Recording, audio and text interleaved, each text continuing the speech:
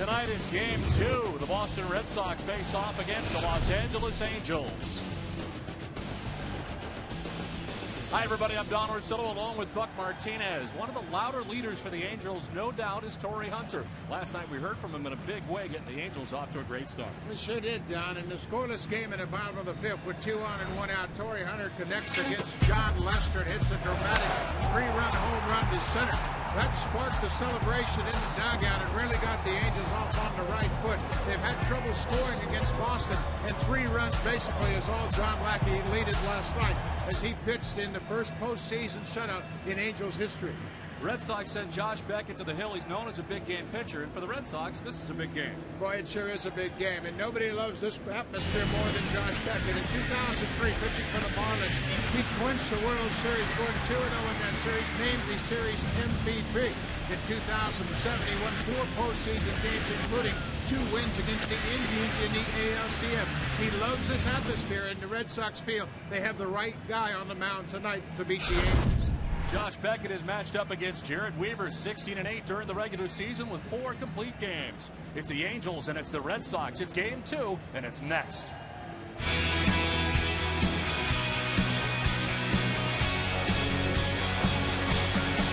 were born to follow. Oh, yeah.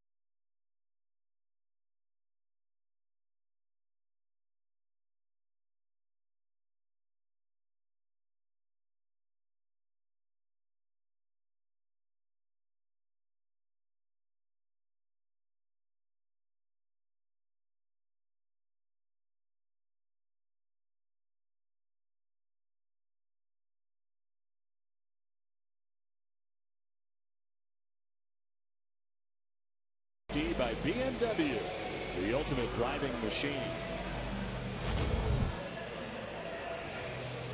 Well, the crowd settling in and still a buzz here in Southern California after victory in Game 1 of this series and ready to go in Game 2 as the Angels certainly thrilled with the results in last night's contest as they're able to take Game 1 and their leader Torrey Hunter getting started in a very big way. Yeah, Don, and that's exactly what the Angels needed to get out in front of the Boston Red Sox. They have been playing catch-up every year when they play in these postseason matchups. And Torrey Hunter challenged his teammates to step up, and he did it himself last night with that dramatic 3-run home run. That gave John Lackey a little of a cushion because he has not had much run support in his postseason career against the Boston Red Sox. And last night, all he needed was that 3-run home run. Well, Torrey Hunter hoping they can keep it going tonight as he gets his crew ready today in the clubhouse prior to the game and in the dugout as they get ready to take the field here tonight. The Red Sox side of things, certainly no panic at the moment. They've got Josh Beckett going. They know that because they have 2 aces. Last night they elect to go with John Lester in game 1. They come back with Beckett in game 2. During the regular season, Josh Beckett went to the mound 15 times after a Red Sox loss, and he was 8-1 in those 15 games. Pretty impressive.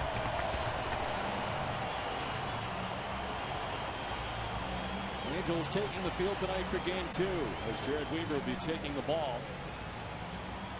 As they take the field, let's check out the Red Sox starting 9.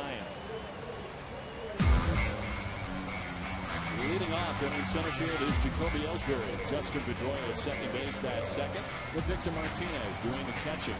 It's Kevin Youkilis at first base, and in the cleanup spot, David Ortiz, the DH, bat fifth. Jason Bay in left field batting 6th. Mike Lowell is at third base batting 7th. J.D. Drew has been batting out of the 8th spot. He does again tonight. He's in right field. And Alex Gonzalez short-handed defensively. That's 9th for the Red Sox. On the mound tonight for the Angels, big tall right-hander Jared Weaver had a very good regular season. Well, he sure did. He was the most consistent starter for the Angels all year long. First time in his career he's thrown 200 innings.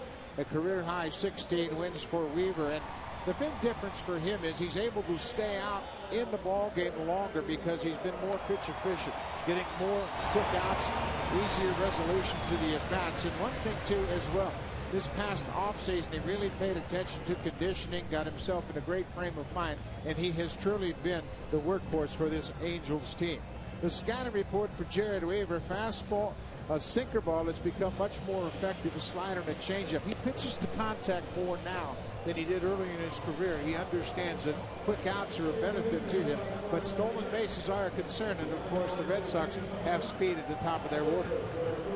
Defensively behind Weaver, the Angels played terrific defense all year long, committing just 85 errors. Rivera, Hunter, and Abreu in the outfield. Biggins and Abar on the left side. Great arms, a lot of range.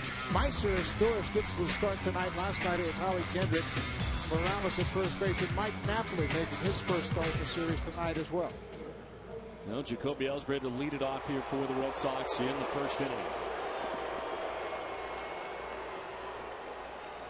One of the keys for the Red Sox, no doubt, is to get Jacoby Ellsbury on base. He was on base once last night. As he went 0 for 4 in the game, and he takes strike 1. We're underway in game 2. Just like Sean Figgin for the Angels, Ellsbury really the igniter in this offense. He needs to get on base to set the table. 70 stolen bases during the regular season for Ellsbury. And a fantastic catch here last night in deep right center field. Did not provide much offensively last night, but defensively very good. The strike over the inside corner, and it's 1-2. Weaver's had some problems against the left-handed hitters this year. We spoke to Mike Scioscia about that. He said it's only a matter of his location. When he's locating his fastball and getting his breaking ball over, he has no problems with the lefties. He's been better pitching here, 9-3 with a 2.90 ERA. At home, on the road, he is 7-5. Here are the numbers we were talking about. That 208 average against the right-handers is best in the American League. He has no problems whatsoever with the righties, but left-handers can give him some problems. This is a Wade Ellsbury, and it evens at 2-2.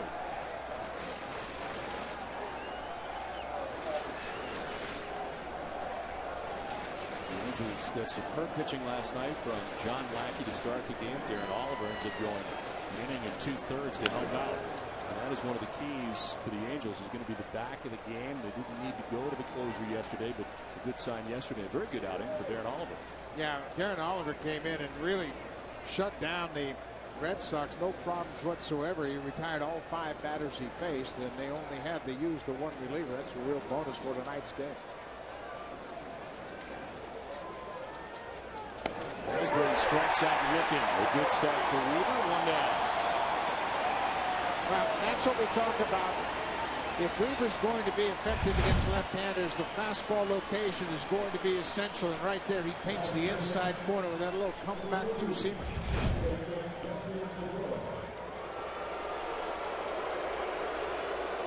One down for Dustin Pedroia. He was 0 for 3 in the first game of the series last night, 3 for 13. That's Weaver in his career as he stands in and takes ball one.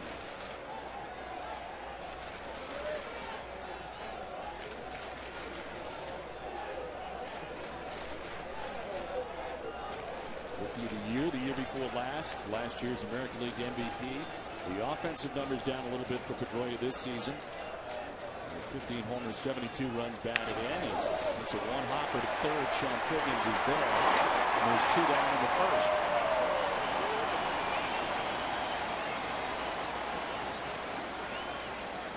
MLB postseason in Espanol. Live MLB postseason Spanish language feed available via SAP. So 2 down here in the first inning, and here comes Victor Martinez.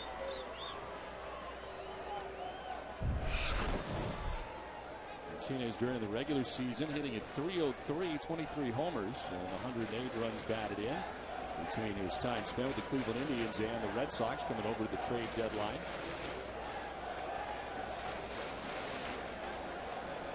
Red Sox surrendering some prospects, and reliever Justin Masterson, who's starting for the Indians when he went over. Projected to be a starter for the Indians for the future. You got to give up something good to get something good if you're the Red Sox, and they got Victor Martinez. Now, you can see the Red Sox have really been silenced over the last 2 starts. 17 innings of shutouts thrown at them over the last 2 postseason games. They've got to get something going offensively, and Victor Martinez is a big part of that. John Lackey, great outing last night, 7 1/3. He pitched him into the 8th inning, and he was dominant. I think of the way Weaver started the year. John Lackey started the year on the DL, and Irvin Santana as well, missing action early in the season. It was Weaver who kind of became the unofficial staff ace at that point. He responded well, 3-1 with a 2.45 ERA in 7 starts before the return of John Lackey on May 17th.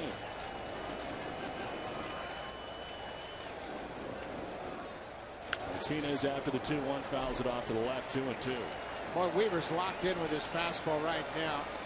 Napoli wanted that fastball down and away, and he really made a good pitch. And Martinez spoiled a good pitch, make Weaver shake his head. How could he get to that pitch? Mike Napoli starting tonight. Last night it was Jeff Mathis behind the plate for John Lackey.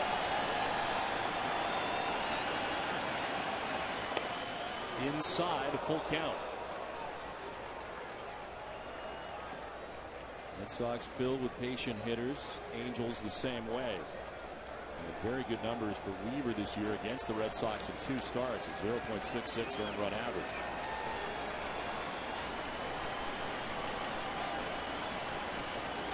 Martinez hits a fly ball to center field. Torrey Hunter's got it sized up as he drifts back.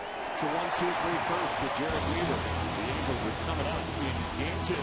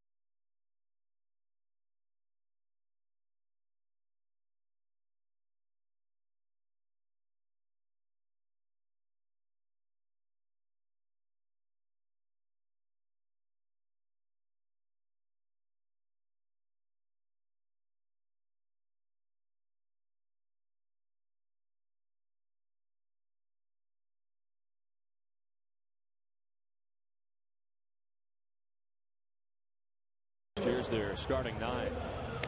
Sean Figgins at third base leads it off with Bobby Abreu in right field batting second. Torrey Hunter in center field. Vladimir Guerrero DHing into the cleanup spot with Kendry Morales at first base. Juan Rivera is in left field batting sixth. Meister's Curtis is in the lineup tonight at second base.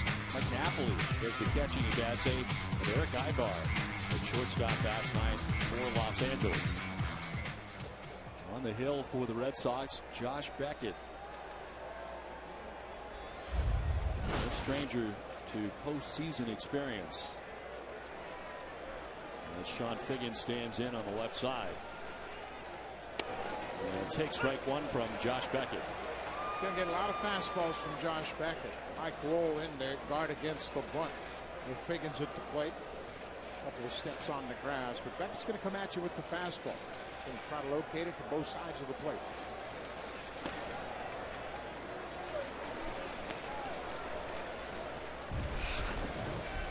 Beckett with 17 victories during the regular season, 32 starts. Dominant at times in the middle of the season, but scratched towards the end of the season due to some back spasms. Missed a start. The strike has Figgins looking back at C.B. Buckner, and it's 1-2. Yeah, that's a changeup. It's hard. It's 88 to 90 miles an hour, but watch the movement on it down and away from Figgins. Might have been just on the outside corner. That's the way C.B. Buckner saw it, but that's a hard changeup, but it's got a lot of late movement on it.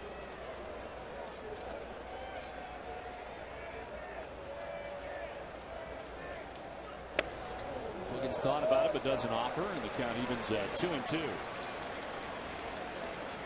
Beckett missed the September 28th start, but did pitch October 3rd with mixed results against the Indians in his final tune-up before the postseason. Gave up 4 runs on 7 hits in 5 innings.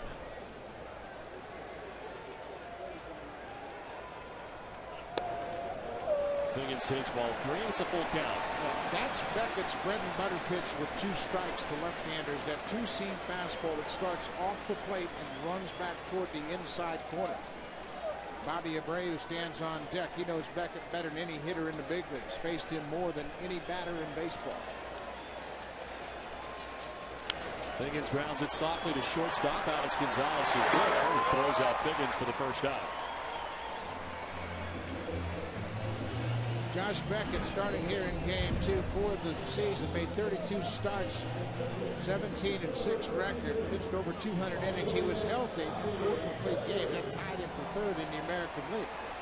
He's a power pitcher. 2 fastballs, a 2-seamer, 4-seam, a curve slider, and a changeup. He literally is the stopper, the guy that prevents long losing streaks. 2-seam command is key, and especially on the inside corner to left-handed hitters. One down for Bobby Abreu here in the bottom of the first inning for the Angels.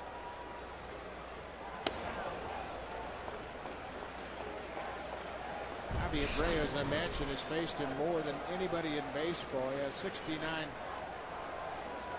at-bats against him, hitting just .203, but he has 19 walks in his career against Beckett. Seen him a lot. And walk he did last night. 4 walks in the game for Abreu.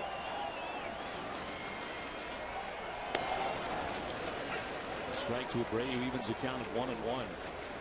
Year for Abreu here with the Angels. Picked up his 2,000th career hit this season back on June 8th against the Dodgers. And the numbers you were talking about against Beckett. A lot of at-bats, not a great deal of success. On the ground right side, Pedroia diving. And it's up and throws out Abreu. Nice ball in play by the Red Sox second baseman, and there's 2 down. Now Pedroia gives Beckett good support here early. The rest of the defense behind Josh Beckett. Bay Ellsbury and Drew Ellsbury made a terrific play on Sean Figgins in the gap in right center. 3 gold gloves on the infield. Lower Gonzalez, Pedroia, and Mucus from third to first. And Victor Martinez catching again tonight. There was some thought that maybe Jason Varitek would catch Josh Beckett because he handles him so well, but that's not the case. 2 down here in the first inning for the start last night, Torrey Hunter. We're talking about the defenses, and both defenses very good as far as club fielding goes. The Red Sox 3rd in the American League. The Angels are 4th. Two very good defenses head to head. And for the Red Sox, you wouldn't have known it last night. 3 big errors in the game. Yeah, they really kicked it around a little bit. Actually made throwing errors both to first base on the infield. Mike Lowell and Alex Gonzalez, and then Jason Bay made a throw to third base and hit the base runner. He too was charged with an error. Uncharacteristic of this defense. It's a 1-1 to Torrey Hunter. On the ground to third base. Mike Lowell stepped to his left. Throw across is low, but in time. It's a 1-2-3 first for Josh Beckett. We're through 1. No score from Anaheim.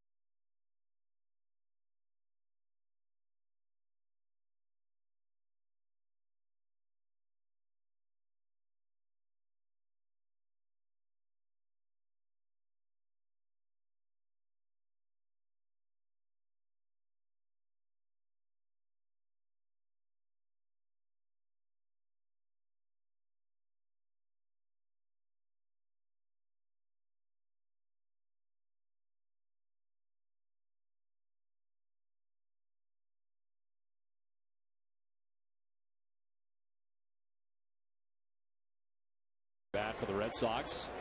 They went 1-2-3 in the first on 15. Jared Weaver pitches. Eagles at 305 during the regular season. 27 homers, 94 runs batted in. Very consistent season all year for Euclid. That's who takes strike one from Jared Weaver.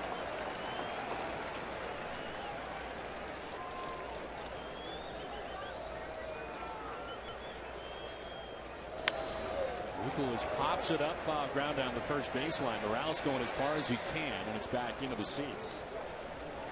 Down as a player and a manager, I always looked at body language, especially of a starter early in the game, whether or not he's working quickly. You can tell if he feels confident about his stuff, and I really see that in Jared Weaver tonight.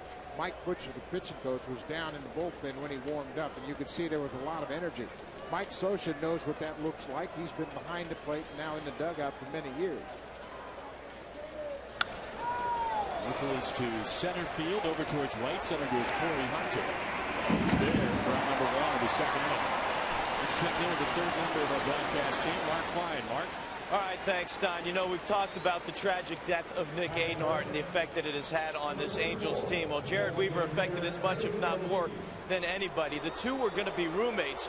Mike Scioscia told us that Nick could really make Jared laugh.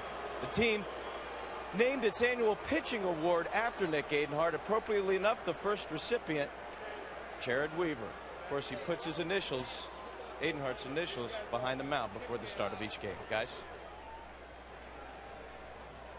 And there are the initials on the backside of the hill. We talked to Mike Scioscia at length about it yesterday. There is no manual on how to treat this for a team. This is not something that happens all the time. But Mike Scioscia handling it very well. And the Angels certainly playing in his memory all season long. He's been there. And Mike Scioscia felt like Jared Weaver saw a lot of himself in young Nick Adenhart, a real good pitching prospect, and kind of took him under his wing, and they became very close. And as Mike said, you know, it hit everybody hard in that clubhouse, but Weaver was especially close to Nick Adenhart. Strike to Ortiz, who bats with 1 out, and the base is empty here in the second inning. Ortiz finished the year with 28 home runs, 99 runs batted in. Remarkable, really, that he got to that point. As he goes the opposite way this time, Juan Rivera is in left to make the catch, and there's 2 down. Now, one thing you're going to see tonight with Jared Weaver, a lot of fly balls. Weaver gives up an awful lot of balls in the air, and what he's hoping for, they stay in the ballpark. And that's just his style. He'll go back and forth with the velocity on his breaking ball as he did to Ortiz, had him on that front foot and got the lazy fly ball to left.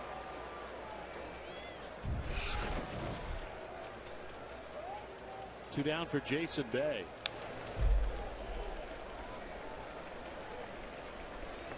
Jason Bay, a free agent at the end of the year.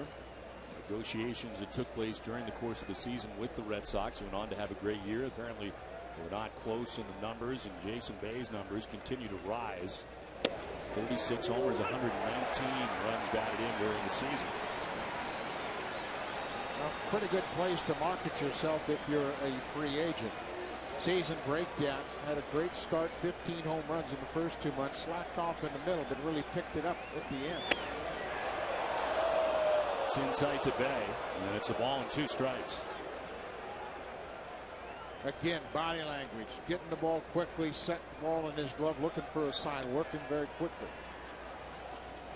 Bay tried to hold up, goes around. Losing it for a moment was Napoli, clears the runner and throws out Bay. Second strikeout for Weaver. He played an inning and a half without a score in game 2.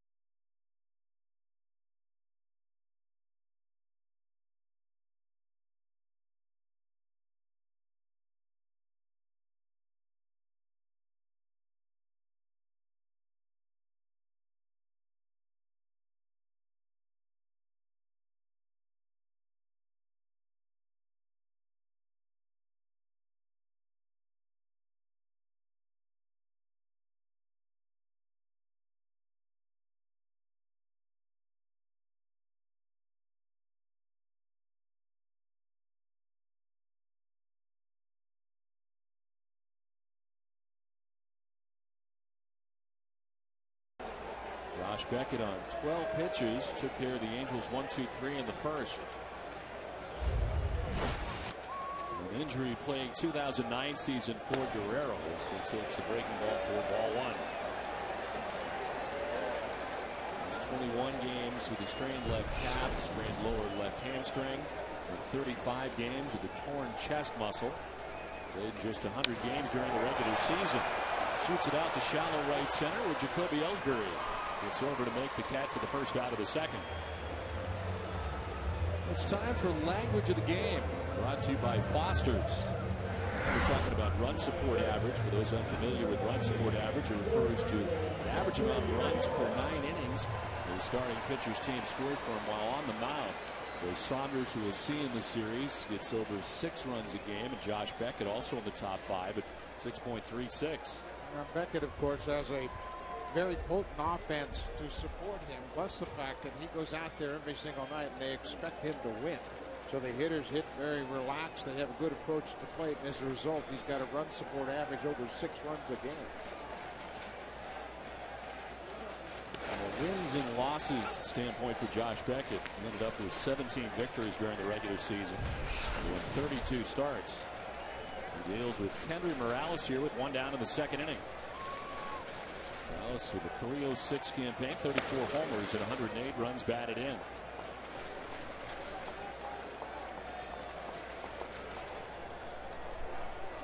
It's been well documented. Morales replacing free agent Mark Teixeira at first base. Breakout season for him. Beckett staring in, but it is ball 2 and it's 2-1. Well, Beckett will stare in on everything in games like this. He really gets locked in. And I talked to Mike Lowell about Beckett being a big game pitcher, and he said he just really narrows his focus. Of course, Lowell, Alex Gonzalez, the shortstop, and Beckett were all teammates in Florida in 2003 when they were the world champs. So Mike Lowell's seen a lot of Josh Beckett in big game situations. Series MVP in 03 with the Marlins, ALCS MVP with the Red Sox in 07. On the ground to first base, Youkilis for out number 2. Morales retired. There's 2 down here in the second inning. Quite a contrast in styles, as Beckett has 4 ground ball outs and 5 outs, and Weaver, on the other hand, has had the ball in the air. But Beckett is truly a 2-seam fastball pitcher. A lot of movement on that fastball. It'll mix in. He'll also mix in the curveball and a very effective changeup. 2 down here in the second inning for Juan Rivera. We talked a little bit about him last night in Game 1. A guy who's really flown under the radar with all the stars the Angels have and big numbers offensively, but very steady season for him in left field at .287 with 25 homers and 88 runs batted in during the regular season. A double here last night in Game 1.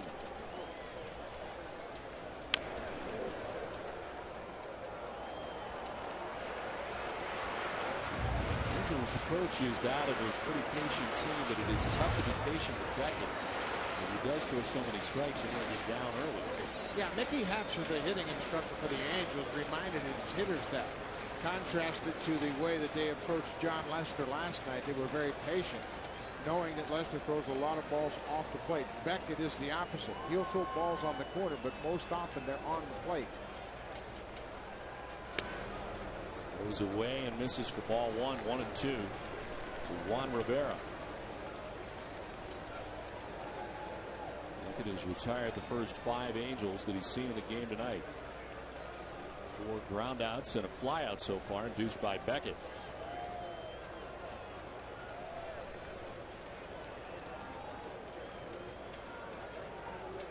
Now you see Victor Martinez going through a series of signs. Beckett didn't like any of them. This is not unusual. He will do this with Jason Varitek as well, as Beckett has a pretty good idea what he wants to do to a particular batter.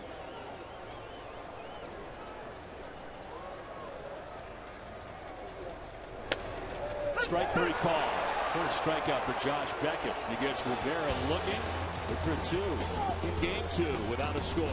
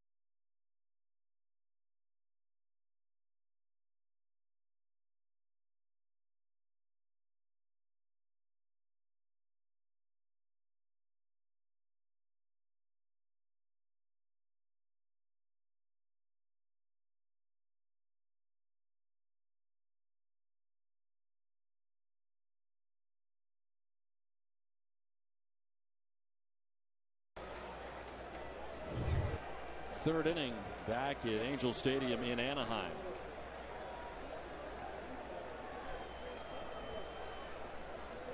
Mike Lowell, J.D. Drew, and Alex Gonzalez to bat in the third. In the shadows of Disneyland out here in Southern California, as a pitch in there for a strike and a breaking ball to Mike Lowell. J.D. Drew and Alex Gonzalez are in the third inning.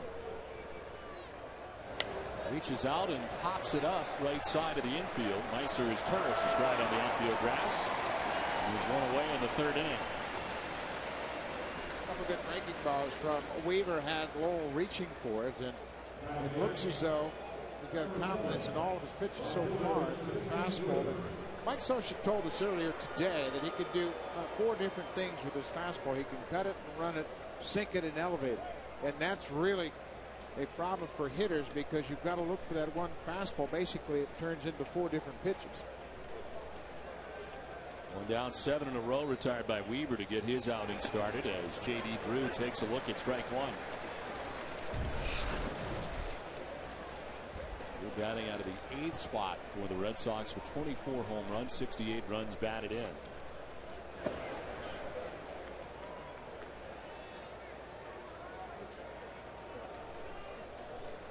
Four home runs during the regular season, the most, and so 4 when he hit 30 as a member of the Atlanta Braves. Well, it's a terrific target presented by Mike Napoli. He does it with so much conviction, it really creates a good bullseye for Jared Weaver, and Weaver delivers. Drew tried to hold up. They'll check. He did, according to third base umpire Brian Gorman. And the count evens at 2-2. Take a look at the check swing by J.D. Drew, and that's always one of the toughest calls for an umpire. So they appeal to third, and down at third base, the umpire said no swing.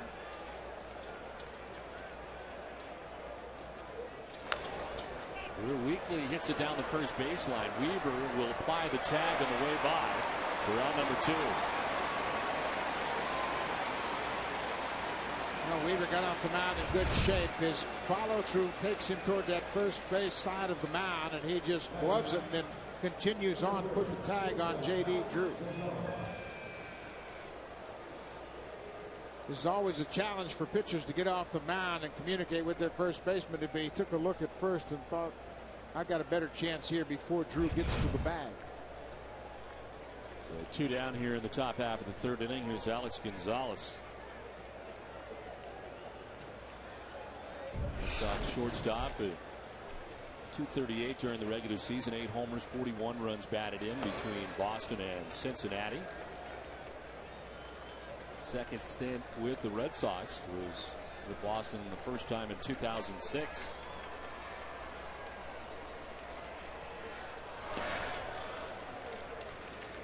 The Angels switching catchers tonight. We saw Jeff Mathis last night. Like Napoli tonight, and Mathis, you think of his defense, and Napoli, you think of his offense. Yeah, he hit his 20th home run on the final day of the regular season to give the Angels 4 20 or more home run hitters.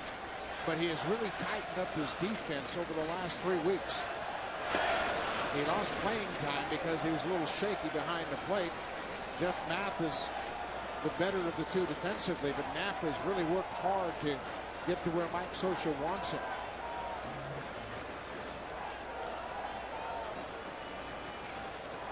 He's fallen behind 3-0. And there's strike one to Gonzalez. When you think about the impact of a catcher, he's going to call maybe 150, 160 pitches during the course of the game. He might only get 4 at bats.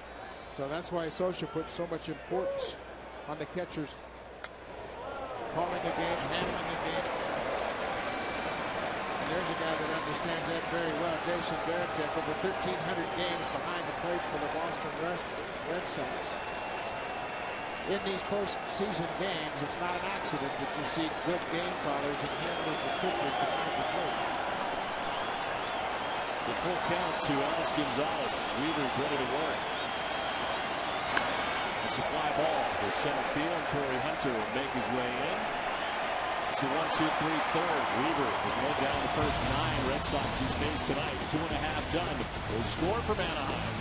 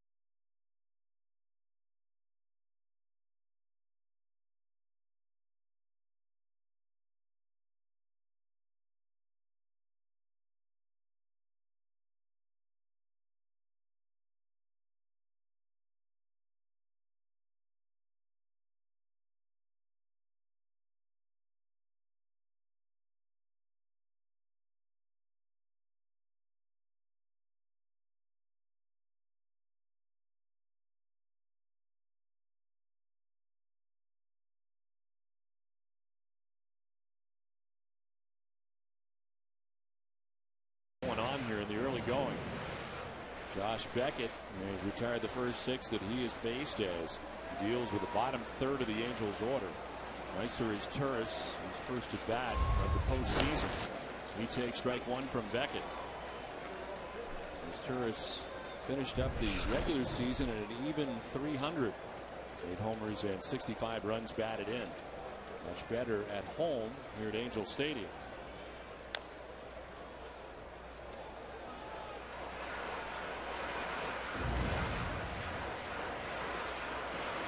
Kendrick got the start last night at second base. Tonight it is Meister as Turris.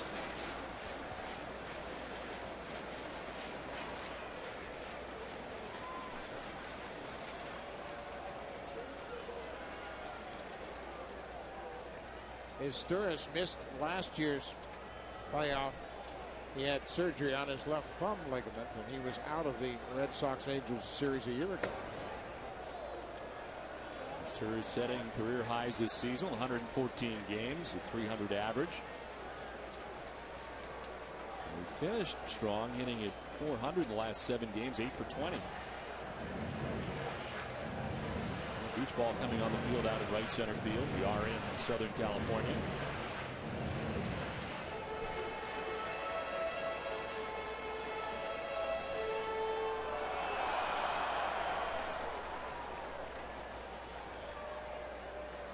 One and 2 to Meister as Turris.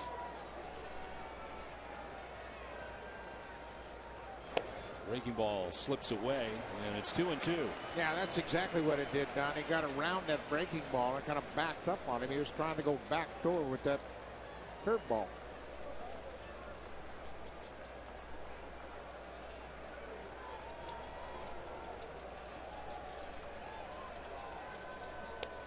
This is away again with the breaking ball, and it's a full count now to his Turris. That same pitch got away from him in the same fashion, just sailed away. Turris very versatile. The Angels, he's played 58 games at second base, 28 at short, 5 at third. As you mentioned, did not appear in the ALDS last season. Pops it up to left field. Jason Bay in a step or few. And the left fielder puts it away. One down here in the third inning. Have a chance to talk to the Red Sox manager Terry Francona in between innings. This is time to talk, brought to you by Charles Schwab. We asked him about his starter tonight, Josh Beckett, and his start. I agree. Beckett looks good. He's using his pitches. He's throwing strikes. He looks healthy, so that's good. Terry, oftentimes the adrenaline of the postseason could take a pitcher out of rhythm. How does Josh Beckett handle that? You know what, Buck? I think he actually uses it to his advantage. I agree with that. I mean, last night Ramon got a little amped up for us and hit a guy and didn't feel his position. I think Beckett uses that to his advantage. Thanks very much, Terry. Okay, Don. One down here in the third inning as Mike Napoli stands in and takes the strike. And you think about the way channeling that for Josh Beckett, a guy who at 23 years of age was a World Series MVP and accomplished so much at a very young age. This is his 13th postseason start. He has a lot of confidence, and oftentimes you hear about ramping up your game. Well, you can't do that. What you can do is you can narrow your focus and don't be influenced by outside distractions, and that's what Beckett does so well.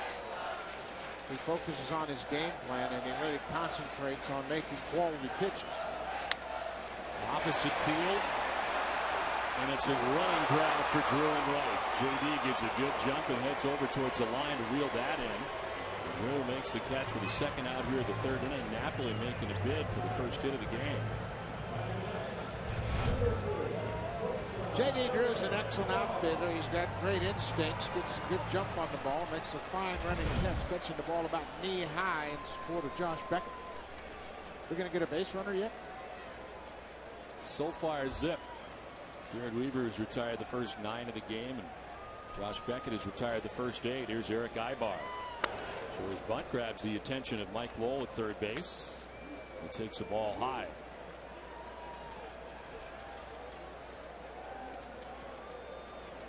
Ibar had 18 bunt hits during the regular season, so you've really got to shorten up the corners to guard against that, especially with 2 outs.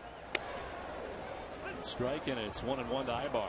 Of course, Michael Lowell is he starts on the grass, and then when that pitch is delivered, he'll take another couple of steps in.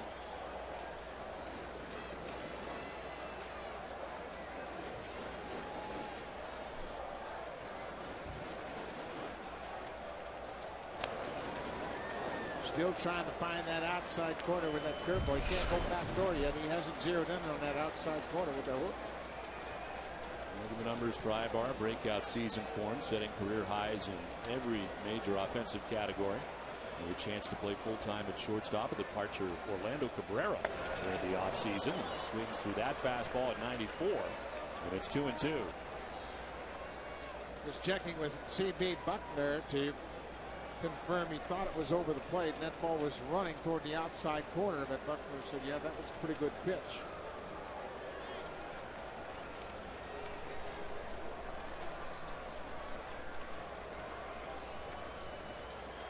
Again, having trouble getting on the same page with Victor Martinez.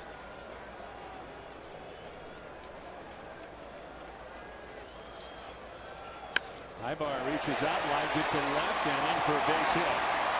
Jason Day goes on a hop. But Ibar, the first base runner of the game.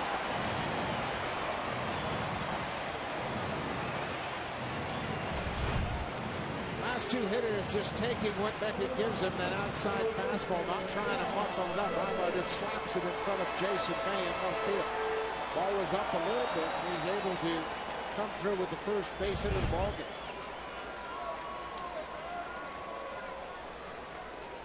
So 2 down, Ibar at first base. And it's back up top for Sean Figgins. Second time through now for the Angels against Josh Beckett. And again, Lowell in on the grass at third base for Boston. Euclid holds on Ibar at first. And a quick check is Ibar back to the bag. Now, so much has been made about the Angels' ability to run against Boston. They've only had one attempt so far in this series. That was a Gray early in last night's game. Came in the first inning, had a good jump, but Vladdy Guerrero fouled it out of play. Angels third as a team during the regular season and stolen bases. There's a pitch up top, and it's now 1-0 to Figgins. He grounded out to shortstop first time up. 9 of 65 for Victor Martinez between his time with the Indians and the Red Sox. The average for pitchers in the American League is 28.6. It's just under 20, actually 28% for the season. Figgins takes ball 2, and it's 2-0.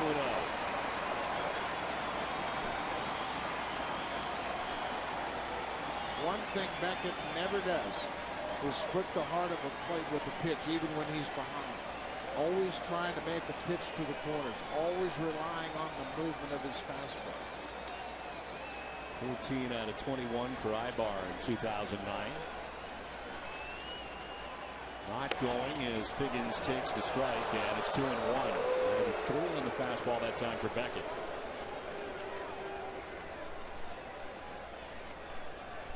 Just got to believe this is the time for Ibar to take off. Counts in Figgins' favor. 2 outs. If Ibar makes it, he's in scoring position. If not, you got the leadoff hitter next inning.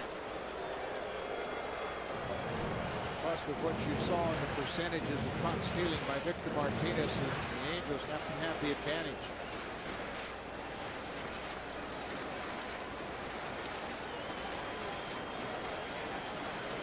Ibar at first base, 2 down here for the Angels in the third. Sean Figgins with a count of 2-1. See if there's action on the action count. Well, Beckett's very deliberate in these situations. He really takes a lot of time. Victor Martinez looking into the dugout. That's not for pitch selection. That's for the running game. Slide step, throw over, pitch out. Beckett will take care of the pitch selection.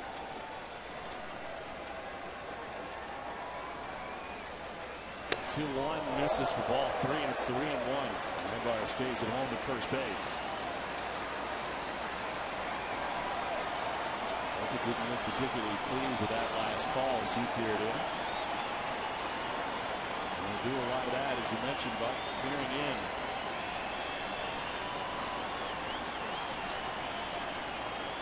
There's Torres to fly to left, Napoli to fly to right. And a single for Ibar. A 3-1 pitch to Sean Figgins.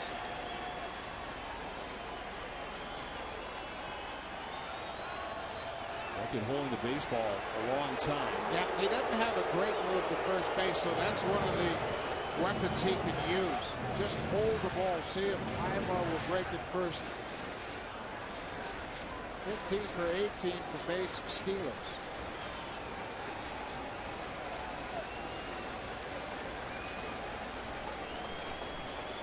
Ibar goes on the 3-1. Figgins swings away and lifts the fly ball to left. Jason Day is under it, and the left fielder puts it away to end the inning. We're through 3 from Angel Stadium in Anaheim without a score.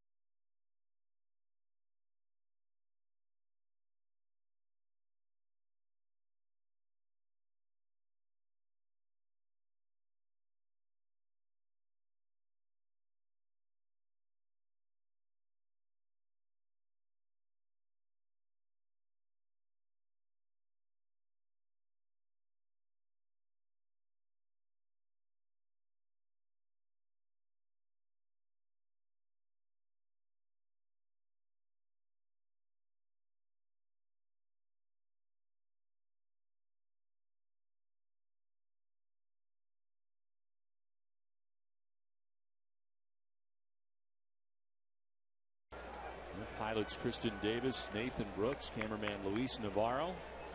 Carson, California. Web's home.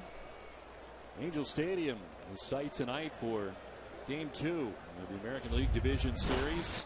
Great pitchers duel through the first 3. It's time for the top of the 4th, and it's the top of the Red Sox order. Jacoby Ellsbury, first pitch swing. He drives one out to center field. Torrey Hunter going back on the run. Can't make the catch. Runs it down as Ellsbury can fly. He heads for third base and will get there with a triple to begin things in the 4th inning. Just out of the reach of Torrey Hunter at center field.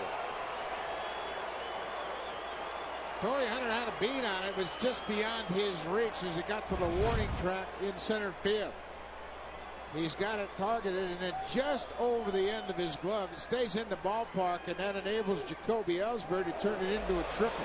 He's thinking extra bases out of the box, keeps his eye on Torrey Hunter, and turns it on going around second base. A leadoff triple for Ellsbury.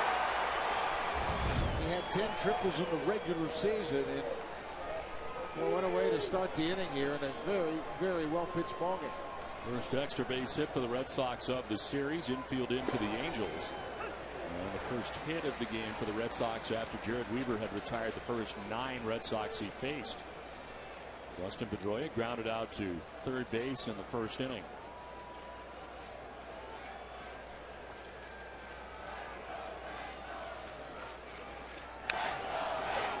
Swinging a foul at the dish for Pedroia. It's 0-2. Well, here's where the experience of a very productive season helps Jared Weaver.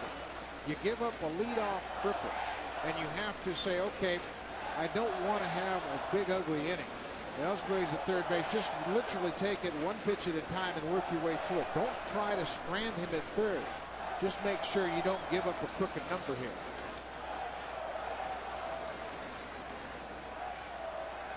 Pedroia chops it down the third baseline. Foul, reaching for that, and it's still 0-2. Now, anytime you give up a leadoff double or triple, you just have to say to yourself, okay, I'm just going to try to work through it. I'm not going to try to strike out the side. I'm just going to try to get one out at a time and see where we end up.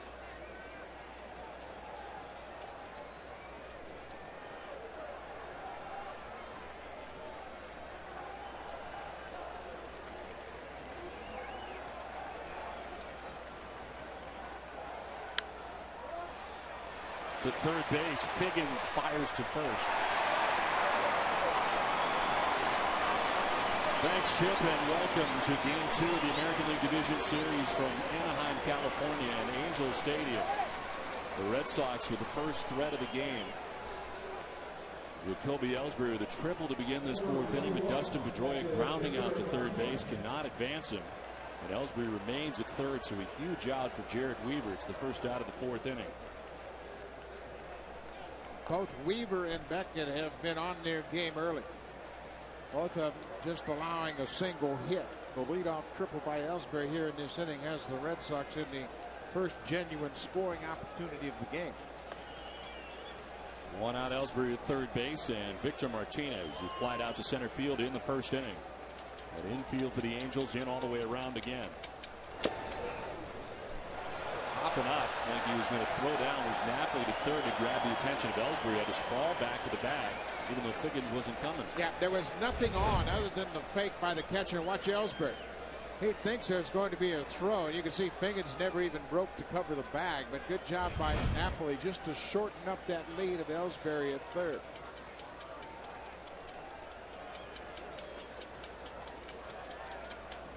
Martinez to center field, a base hit. From third comes Jacoby Ellsbury, and the Red Sox strike first. Boston on top 1-0. Victor Martinez drives in the run.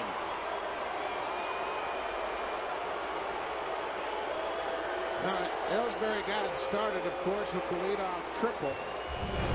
Weaver got Pedroia, but then Martinez got a high breaking ball, and you can see Weaver's upset. Never really got the breaking pitch to spin. Just stayed right up out over the top of the plate, and he hammers it into center field. Well, the Red Sox had not scored in 20 postseason innings. And of course, shutout last night. They scored here in the fourth. Lead at 1-0 as Kevin Youkilis takes strike one from Jared Weaver. Youkilis flied out to center field in the second.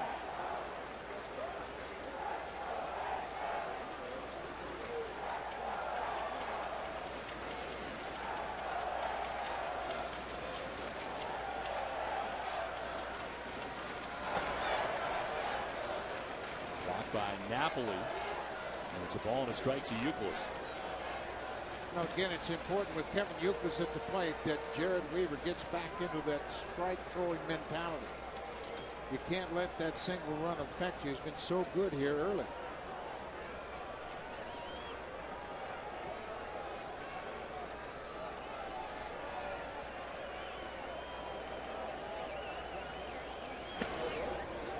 Takes ball 2, 2-1. He's truly been the most versatile of Red Sox, reliably defensively this season for the Red Sox. 78 games at first base, made just one error. 63 games at third, he made 4 errors, but very versatile for Terry Francona, who can move him from first to third at any time. Takes the 2-1. It's ball 3, 3-1. It's such an asset for Terry Francona to have Kevin Youkilis accept that move across the diamond so easily. In a day and age when players are worried about where they're hitting in the lineup and where they're playing defensively, Eucharist never seems to care as long as he gets the hit. He has not played particularly well against the Angels in the past division series. It's a fly ball to shallow left. Rivera coming from left, and from center it's Hunter who steps in front of Rivera to make the catch for the second out of the inning. Three Angels were there. Rivera from left, Hunter from center, and Ibar ducking back from short, but it's the center fielder Hunter. There's two down. Well, the center fielder has priority here, so you can see the shortstop backs off, the left fielder backs off. Hunter made it clear he was going to take over. It could have gotten ugly if it had been a situation where Ibar came out any further. So two down. Victor Martinez at first base, and here's David Ortiz. Ortiz flied out to left field, 0 for 1 and 0 for 5 so far in the series.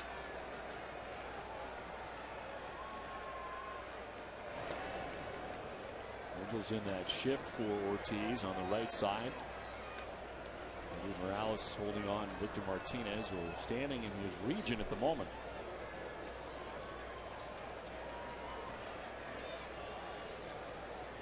And Sean Figgins left on the left side of the infield for the Angels.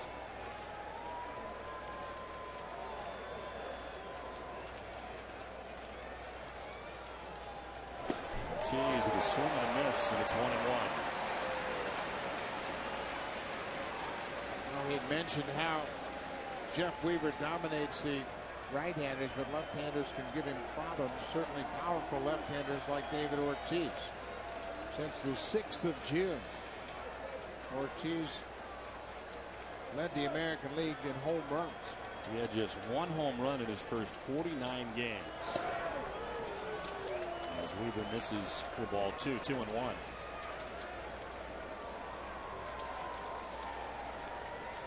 But it was a left-hander that hit the leadoff triple, Jacoby Ellsbury, and a left-hander, Victor Martinez, the switch hitter, hitting from the left side.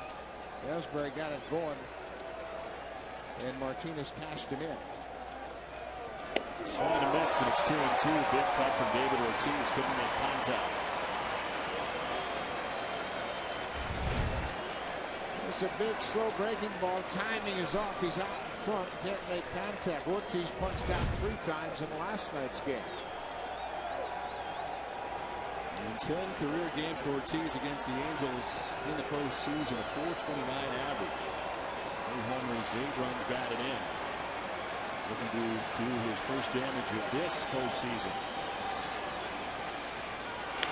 On the ground, foul outside of first. We'll do it again with a count of 2-2.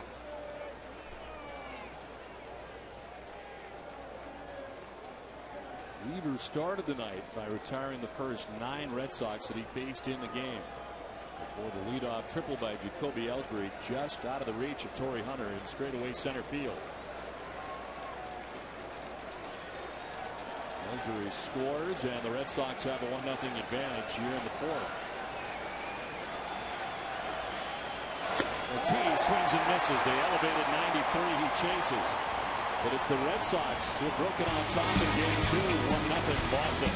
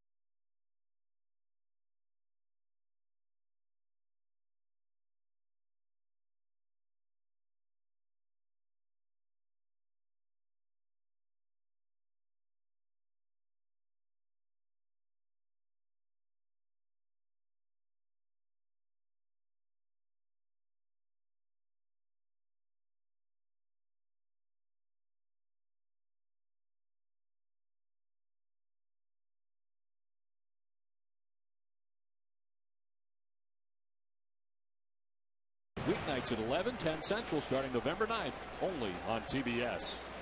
Great look from behind home plate here at Angel Stadium in Anaheim as we head to the home half of the fourth inning. Red Sox on top 1-0 as the Angels come to bat featuring Abreu, Hunter, and Guerrero in the inning. Only one hit so far for the Angels through the first 3 innings. A 2-out single for Eric Ibar in the third. And for Bobby Abreu, his second look tonight at Josh Beckett, he bounced out to second base first time up.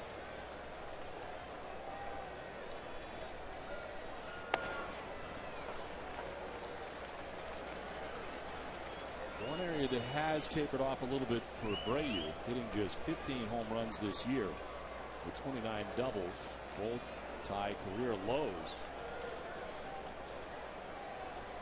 Been incredible with runners in scoring position on the season, 354. As he takes the strike from Beckett, and it's a ball and 2 strikes to Abreu. Remarkable combination of power and speed for Bobby Abreu over a long career. He becomes just the second Angel player to drive in 100 while stealing 30 bases. Bobby Bonds, the late Bobby Bonds, did that in 1977 for the California Angels. On the ground and through the left side, a base hit for Abreu. And a good start to the fourth inning for the Angels.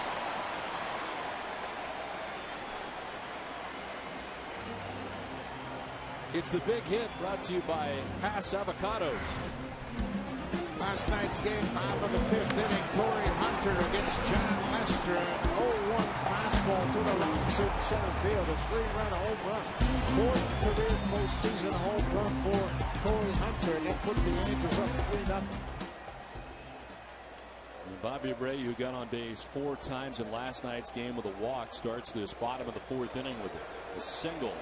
His second hit of the night for the Angels, and here's Torrey Hunter.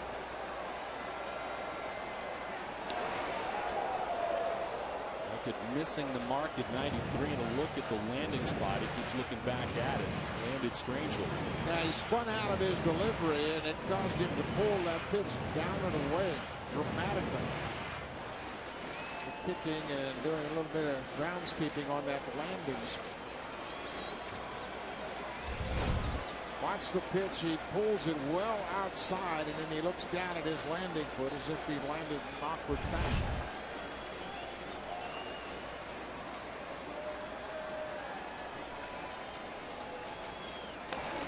Rolling away, and it's 2-0.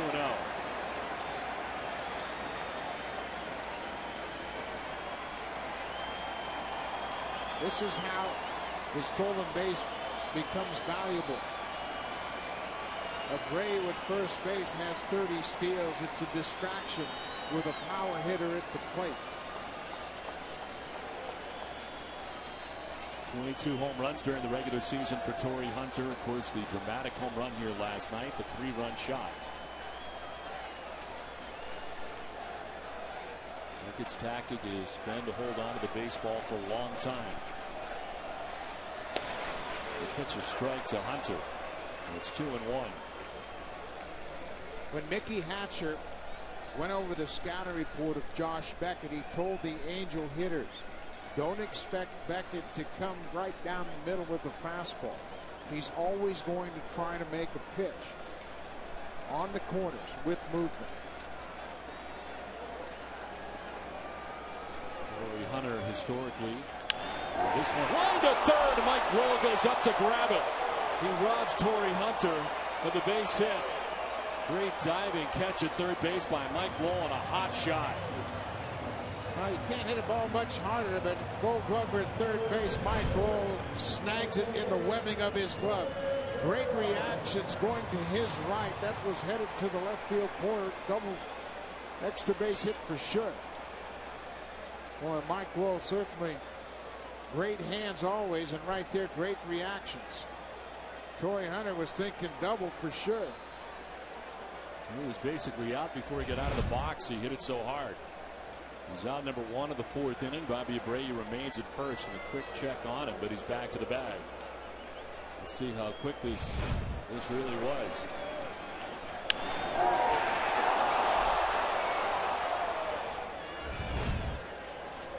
Can't even get out of the batter's box.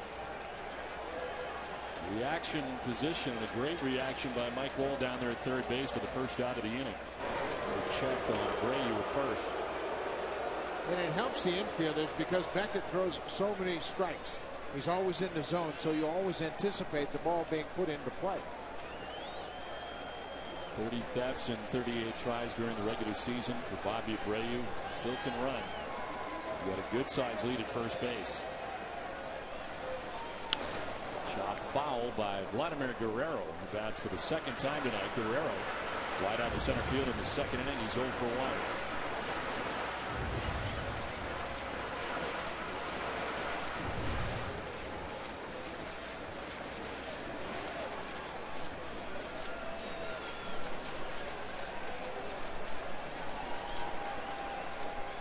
Abreu trying to inch off with Beckett holding the ball. There goes Abreu as Guerrero shoots it through the right side of the right field, a base hit. Abreu heading from first to third. He'll get to third on the single for Vladimir Guerrero. Will hit and run at first and third, one down for the Angels. Now Guerrero just hit a bouncing ball through the right side, and because Abreu was off on the pitch, watch the second baseman. Preston Pedroia, he's got coverage, vacates the whole second base, and Abreu easily goes first to third. There's the break. Pedroia's got coverage, and Guerrero just slaps it through the right side. Look at Pedroia looking up as if the ball were popped up, trying to keep Abreu from going to third.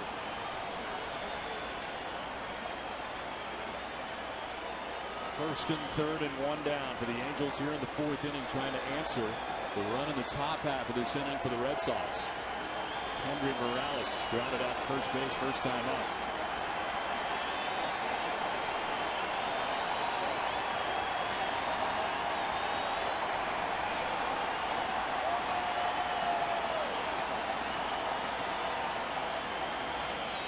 Breaking ball and a swing and a miss from Morales.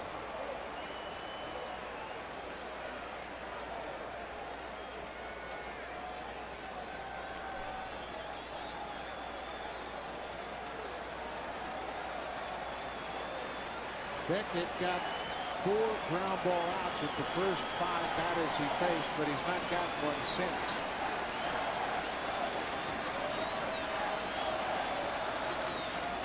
Morales to right field. J.D. Drew to his left to make the grab. Tagging at third and scoring is Abreu, and the Angels have tied the score 1-1.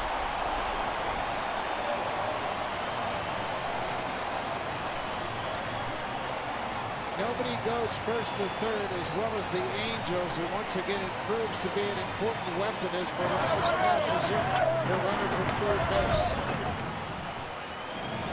Breaking ball just stayed up out over the plate, and he hits it deep to right field, and we've got a tie game again. I mentioned the Angels going first to third 114 times on singles, most in the American League. They keep the pressure on the defense. 2 down, Vlad Guerrero at first base. Juan Rivera, the batter, who struck out looking in the second inning. A swing and a miss this time. Beckett going with breaking balls.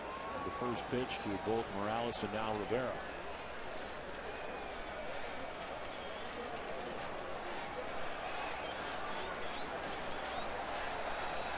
Quick answer by the Angels here in the bottom of the fourth inning to tie this game 1-1.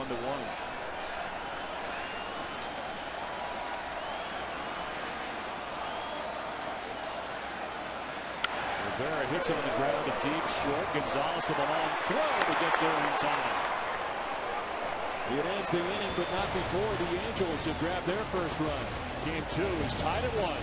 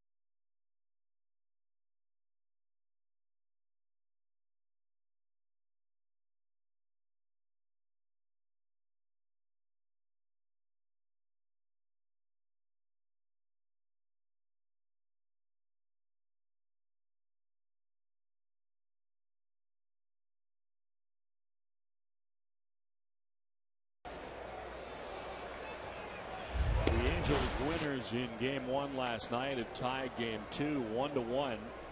It's the 5th inning, and it's Jason Bay leads it off. Bay, Lowell, then Drew for the Red Sox here in the 5th. Did he go? No. This is Eric Cooper, first base umpire. And it's 2-0 to Jason Bay, a strikeout victim in the 2nd inning. Bay, who had a great year, did strike out quite a bit, 162 Ks in 151 games this season. It was a career high for him in strikeouts. 36 home runs, 119 runs batted in. Takes a 3-0, and it's in there for strike 1, 3-1. So both starters giving up a run in the 4th inning. Outside of 3rd and foul, full count. Yeah, it's really interesting. Both these clubs obviously have the ultimate respect for one another. And you look at a guy like Jared Weaver, who really had a breakthrough season. His first year of 200 innings, he won 16 games, and he was the most consistent starter all year long for Mike Scioscia. He hits a fly ball to center field. Torrey Hunter going back at the wall. Hunter will make the catch in front of the wall. Torrey Hunter didn't have any more room to work with, but back there made the grab in front of the wall. Jason Bay is out number 1 in the 5th. Yeah, I think everybody thought because this ball was so high it wasn't going to carry, but Jason Bay knew he got good wood on it. Torrey Hunter kept drifting and drifting, and it looked as though it was going to be a routine ball, and that's kind of what Jared Weaver thought. And then he starts to look, gets a little concerned, and says, "Oh, stay in this yard." So loud out, but Jason Bay is out number 1 of the 5th inning. Thought he got enough. He's out number 1 as Mike Lowell takes strike 1 from Jared Weaver.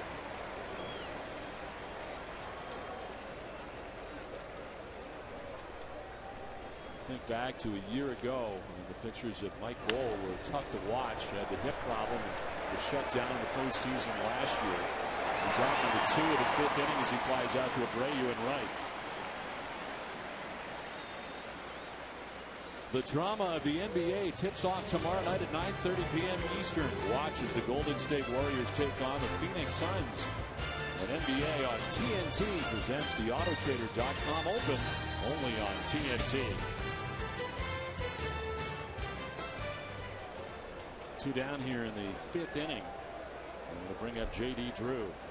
Retired numbers out there for the Angels. Swing and a miss for Drew. He's 0 for 1. He grounded back to the mound in the 3rd inning.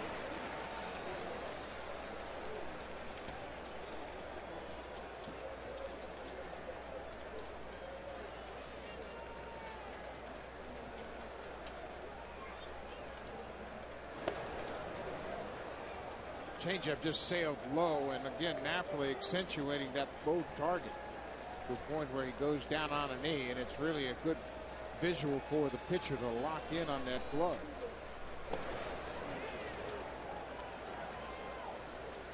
Mike Scioscia, as we mentioned, very demanding of his catchers. Feels like it's their job to get the best out of the pitching staff. Swing and a miss, baffled him with that. It's 2-2.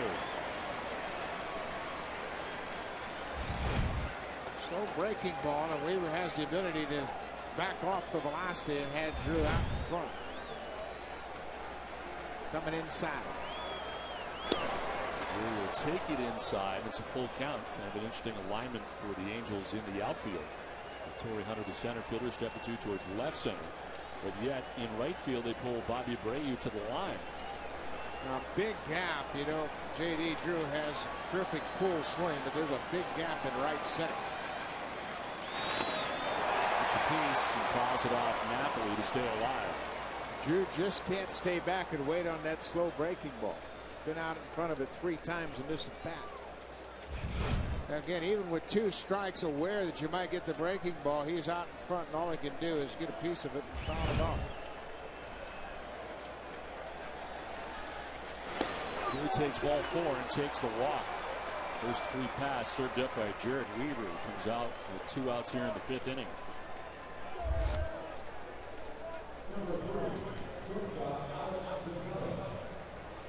72 total pitches for Weaver for 4 2/3. It's a number 9 man, Alex Gonzalez, who is next. Gonzalez flying out to center field in the 3rd inning, 0 for 1.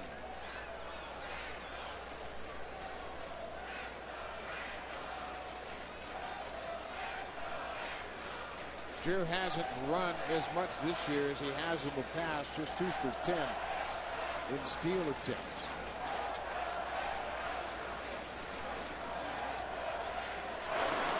But with 2 outs, it's worth toss over.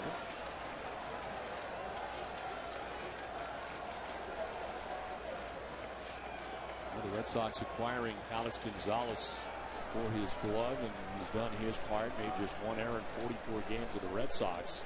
But ironically, makes an error in Game 1 of this division series. The pitch, a strike over the outside corner. Both of the infield errors resulted in bang-bang plays at first base and really put C.B. Buckner, tonight's home plate umpire, into the spotlight. But as often happens, it's a miscue by a defensive player that makes the play close at first to begin with.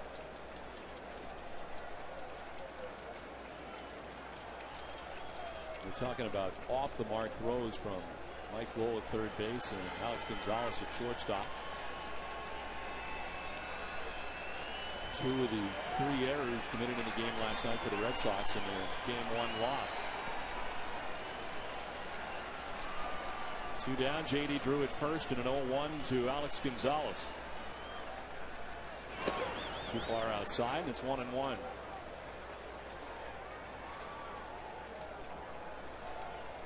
Gonzalez had successful elbow surgery to remove bone chips from his right elbow. Returned to action this year back on July 24th. Responded well. But the Red Sox a little bit more offense than I think they anticipated. Hitting .284, 5 homers, and 15 runs batted in since joining the Red Sox at the trade deadline.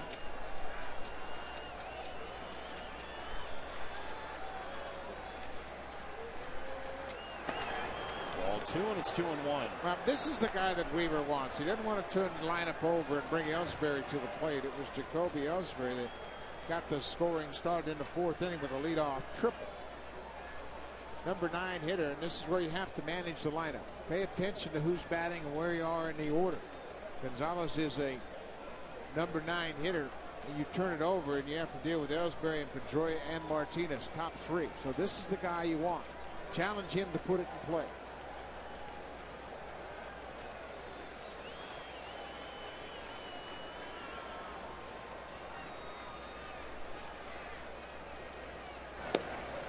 Outside for ball 3, and he falls behind him 3-1. And now you limit yourself to a fastball, and you really make it number 9 hitter much more effective when he can look for one pitch. 3-1. Like Scioscia with the instructions in Napoli on the throwovers and pitch outs. Swing and a miss. Can't get it. It's a full count. Even when Gonzalez was looking for a fastball, he chased the bad one upstairs. The line for Weaver, 77 pitches deep into his outing. With 2 down, J.D. Drew at first base. And a 3-2 to Alex Gonzalez. Swing and a miss. Weaver strikes out Gonzalez. Halfway through this one, tied at 1 in Game 2.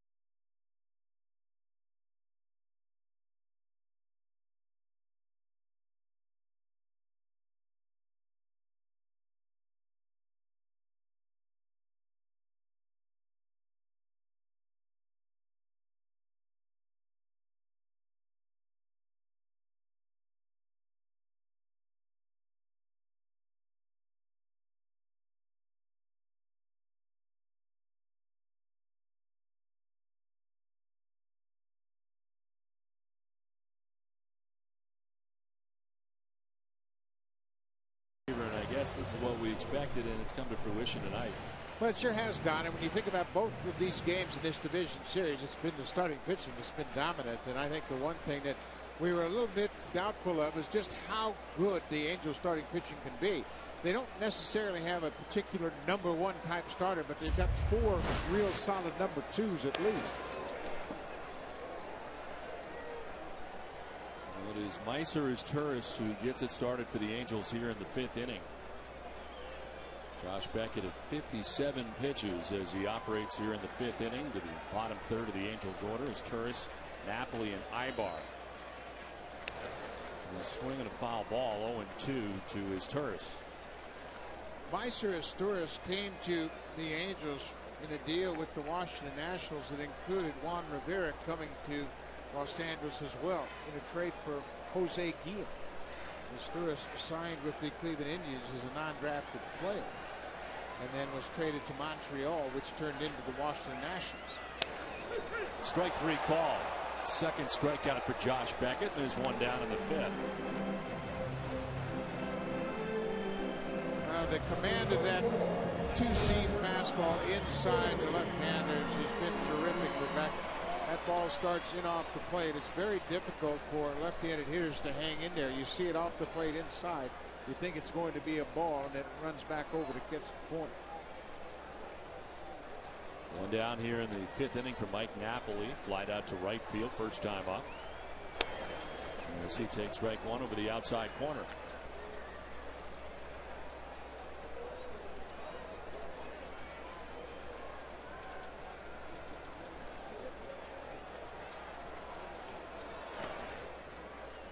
Looking back to last postseason for Beckett, it wasn't very good. 3 starts, he was 1-0, but with an 8.79 ERA, allowed 7 home runs in 14 1/3 innings. And the opponents in the postseason last year hitting at .355 against him. He was hurt. He was dealing with that oblique strain. This is in the air to right center field. Jacoby Ellsbury moving over. And the Boston center fielder puts it away for out number 2.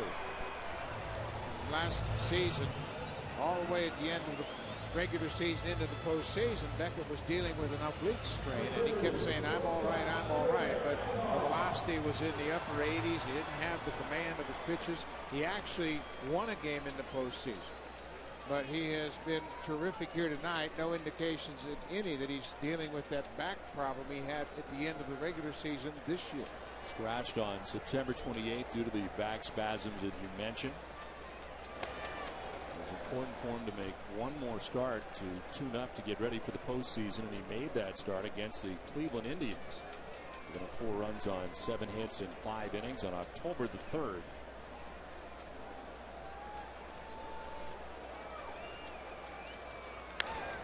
On the ground right side of Pedroia. Ibar is retired. So are the Angels in order in the 5th. We played 5 with the game tied at 1.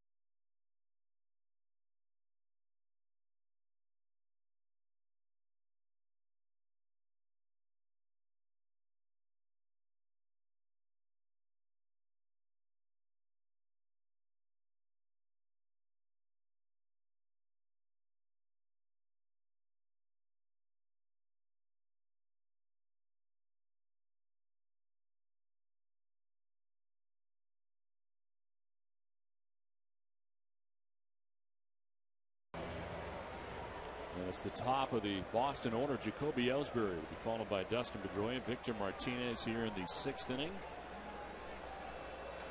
Jared Weaver 78 pitches through the first 5. It was Ellsbury who led off the 4th inning with a triple out over the outstretched glove in center field of Torrey Hunter. It would lead to the Red Sox first run and only run of the night.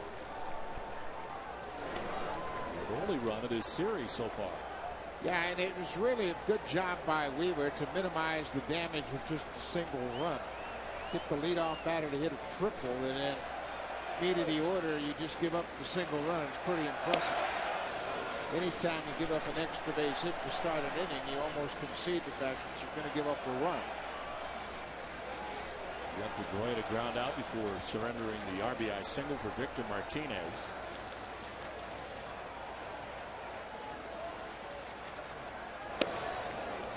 Strike, and the count evens at 2-2. Weaver lost 3 straight starts for the first time in his career in mid-September, then skipped his next start due to a stiff back, and on his final start of the regular season, October 2nd. In the dirt, did he go? Yes, he did. Ryan Gorman, third base umpire, rings up Jacoby Ellsbury for the first out of the 6th inning. Breaking ball again becomes very important for Weaver. It looked like Ellsbury may have checked his swing, but Ellsbury said, no, I didn't go after it. But Ryan Gorman, the third base umpire, on appeal, calls him out. It's the 5th strikeout for Jared Weaver, and there's one down here in the 6th inning. Pedroia takes strike 1. He has done the same thing twice. It's ground out to Sean Figgins at third base. It's 0 for 2.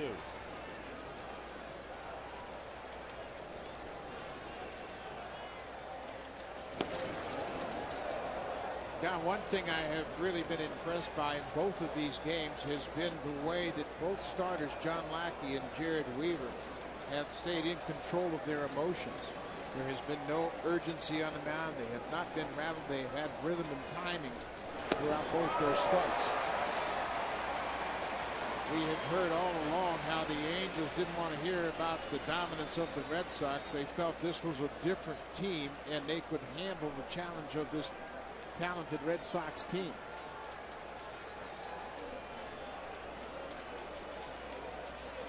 Pedroia grounds it back to Weaver. Underhanded to first and 2 down in the 6th inning.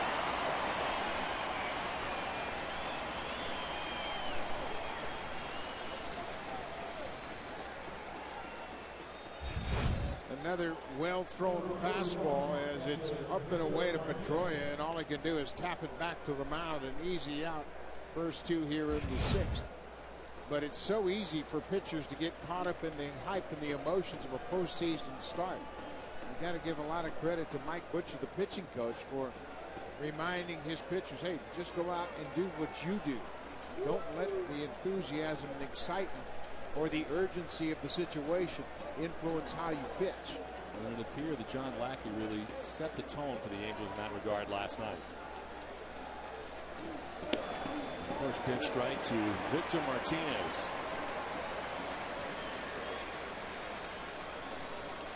Martinez flied out to center field in the 1st. An RBI single in the 4th inning.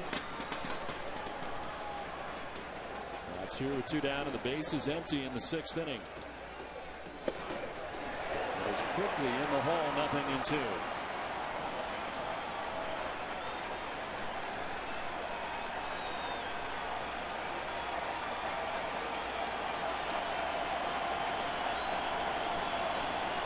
Stadium standing as 1 with 2 outs in the 6th. Hoping Jared Weaver can get his 6th strikeout. Bounces it instead, and it's 1-2. Well, if there were any concerns about Mike Napoli behind the plate for Jared Weaver tonight, you can dismiss that. He has been a terrific pitch caller tonight and certainly has Weaver in a good place. Weaver has only given up 2 hits through the first 5 2/3 innings.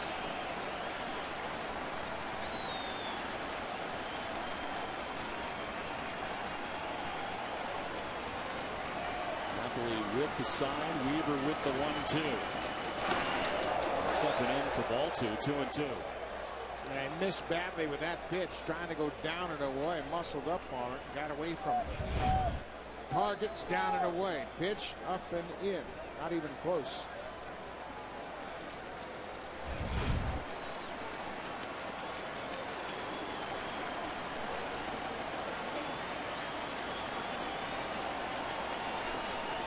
Martinez strikes out looking. Weaver does get his 6th strikeout.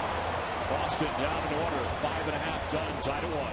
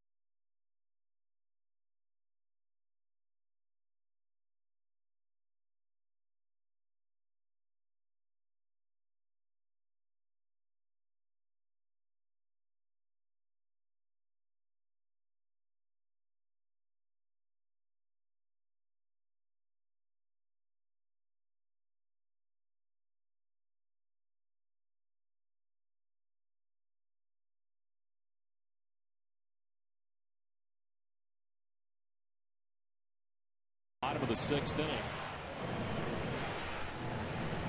A 1-1 game, and Josh Beckett back on the mound. 64 pitches with the first 5.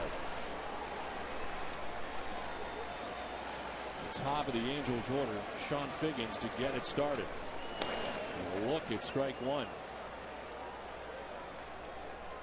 Again, Lowell in on the grass to guard against the bunt. Higgins a quiet 0 for 6 so far in the series. A ground out and a fly out tonight. Shows bunt, pulls it back and takes the strike. He's quickly down 0-2. Yeah, even with Lowell in close at third base, Figgins was thinking about a bunt. Now he can back up with 2 strikes.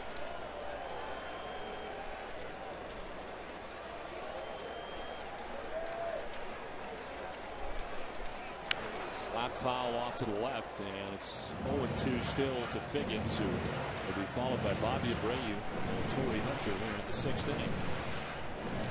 Sean Figgins came up late in the season in 2002 and was a part of the 2002 World Series championship team, but more as a pinch runner, late inning replacement. Strike 3 call. Beckett gets his 3rd strikeout. It's out number 1 of the 6th inning. I tell you what, look at the pitch here as he delivers, and that's more of a 4-seam fastball down and away. He just wanted to punctuate that outside corner, and he delivered. And we talked about Napoli and Weaver. I tell you what, Victor Martinez and Josh Beckett are doing a terrific job as well. Victor Martinez caught Beckett's side session here on Tuesday. First time he had worked with him and real close, other than the regular games. He's caught him in games before, but we got a real good workout with him on Tuesday in his last tune-up before this start.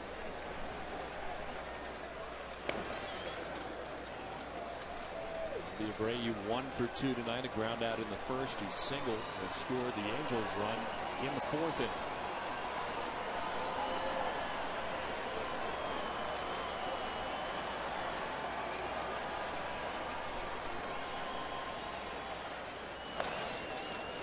As I mentioned earlier, Bobby Abreu has faced Josh Beckett more than anyone in baseball. Coming in this game, he had 88 plate appearances against him, 69 at bats. And I asked him what was so challenging facing Beckett. He said you never know what you're going to get on the first pitch. You can throw you a four-seamer, a two-seamer, a changeup, or a curveball. That's the fly ball down the left field line. They will end up in the seats. Lowell and Gonzalez chasing, as well as Jason Bay, but out of the reach. And it's 2-1 to Abreu. And we had mentioned on all night long how important that two-seam fastball is for Beckett, that he starts off the plate inside for left-handers. And Abreu, who's been around a long time, I asked him when he first noticed right-handers using that pitch without hesitation. Greg Maddux. Maddux brought that pitch into vogue, and it's a very good weapon against left-handed hitters.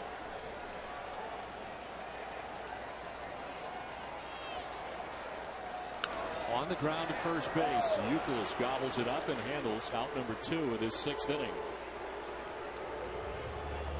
Well, here's tonight's Travelers mid-game recap.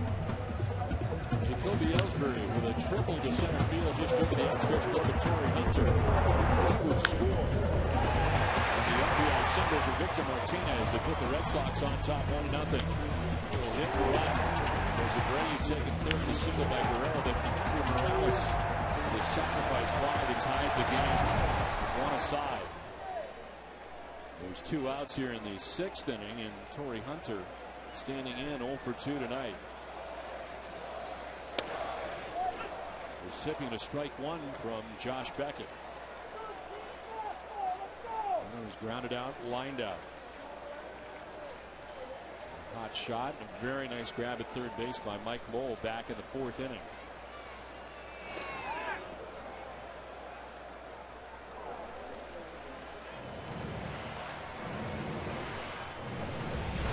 This looks like Hunter might have swung at this pitch, but as you see from the side, he did a good job of checking his swing on the breaking ball. Had a lot of things going on there, but he was able to hold the barrel of the bat. Swings, and it's a fly ball to right field. J.D. Drew towards the line, and he makes the catch. It's a 1-2-3 6th inning for Josh Beckett. We played 6, tied at 1.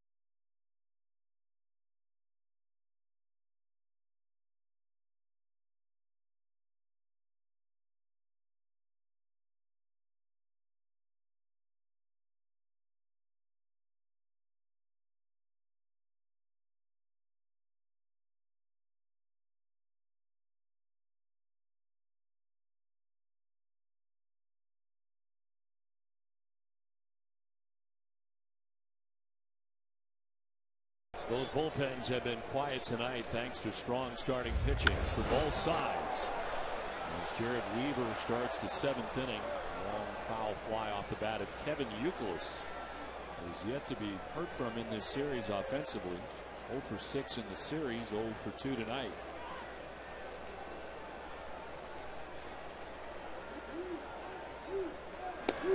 Difference between the two starters tonight has been the pitch count. Jared Weaver now at 94 pitches, dealing with the first batter, the 7th. Josh Beckett was 75 pitches through 6. Beckett very economical in the 5th and 6th. He threw 8 pitches in the 5th, 9 in the 6th. Yeah, I don't think either manager is overly concerned about pitch count. They're just going to continue to enjoy watching both of these starters deal. It's back to Weaver. Off his glove, spins, recovers, and gets Youkilis for the first out of the 7th. The entire essence of pitching is being under control, and that's what Weaver is now. He comes back to the mound. Youkilis hits a hot shot, but he continues to keep his emotions in check. Didn't panic, stayed on the ball, and was able to right himself and make a good throw to first base to retire Youkilis. Well, he's been in control all night long. He and Beckett both. Got the first out of the 7th. David Ortiz 0 for 2 in the game tonight. Into the shift and right at his Turris. He throws him out for the second out of the 7th.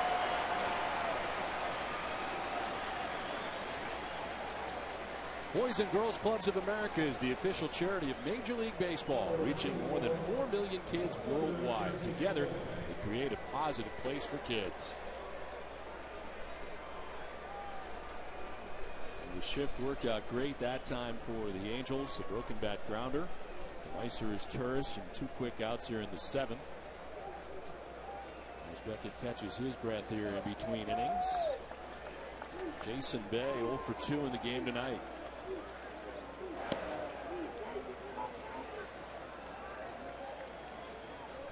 Bay struck out in the 2nd, flied out deeply to the warning track in the 5th. Strike evens the count at 1-1 to Bay. Both Beckett and Weaver have done a great job of locating their fastball. They've been consistent all night long in their ability to throw down and away strikes. Still, the toughest pitch in baseball to hit is that good fastball down and away on that outside corner. You can do that consistently, you're going to rack up a lot of outs. Swing and a miss, and it's 2-2. Got away with one right there, a high changeup. But it was such good arm action that Bay swings at the fastball arm action and gets the changeup velocity. Bay gets a piece defensively, taking a hack at that. It's still 2-2.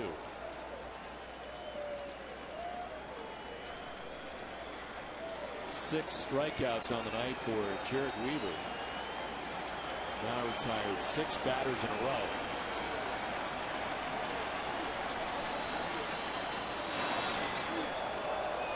Full count.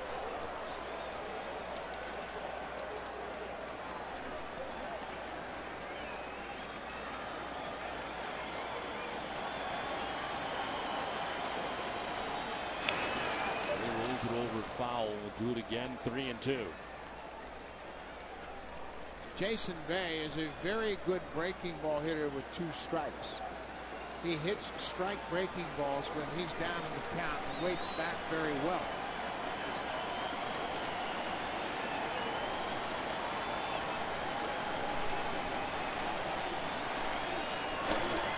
Ball 4. Weaver wanted it, doesn't get it, and Bay goes down to first with the 2-out base on balls.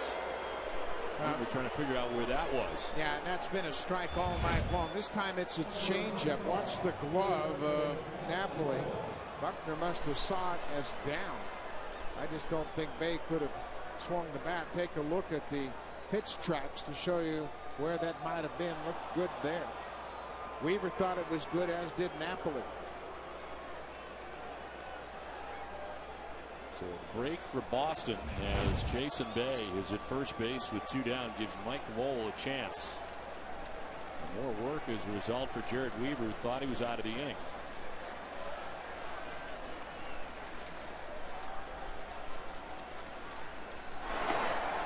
Yeah, that's a good idea by Weaver. Jason Bay, 13 of 16. He steals big bases. He doesn't run all the time, but obviously in a 1-1 tie in the 7th, this would be a time to work for a good jump.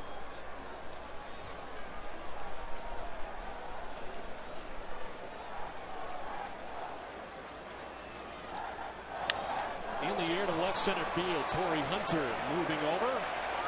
There to make the catch. It ends the inning. It's 7th inning stretch in game 2. It's all tied at 1.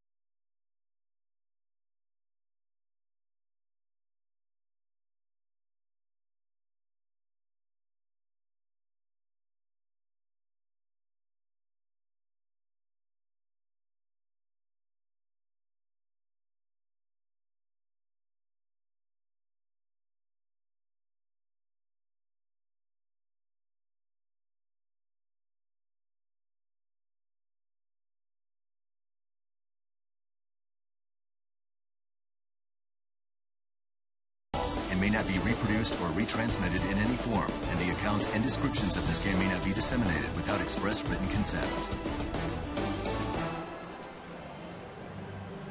American League Division Series coverage on TBS is presented by BlackBerry.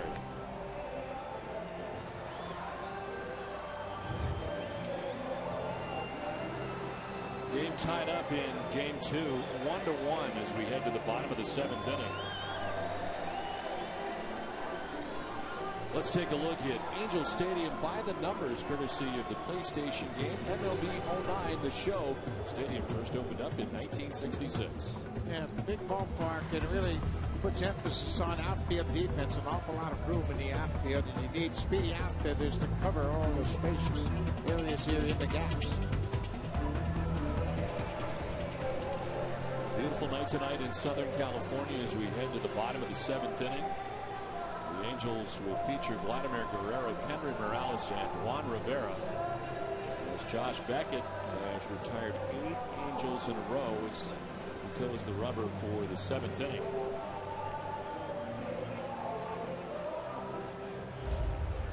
Look at his line. There's 3 hits. The one run, the sacrifice fly off the bat of Kendrick Morales in the 4th inning that scored Abreu. And he had a great 6th inning, a 1-2-3 6th inning, and now he's dealing to the leadoff batter, Vladdy Guerrero, who had a hit and run single back in the 4th inning that set up the Angels run as they tied the score at 1-all in the 4th.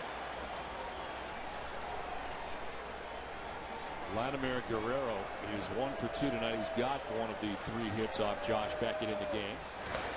And takes the curveball for ball 1.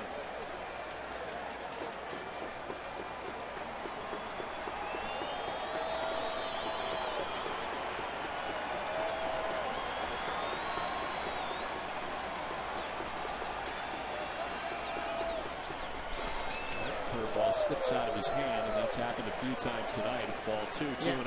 And it's been more on the curveball than it has been on the slider. He gets around this curveball and it sails way in off the plate. Guerrero really struggling in the postseason. This is his 19th game, and in that stretch he's had 1 RBI in his last 19 postseason games. Again, he misses the mark, and it's 3-0. Simulated as he gets it back in again for a new baseball from C.B. Buckner. Doesn't like the feel of that one.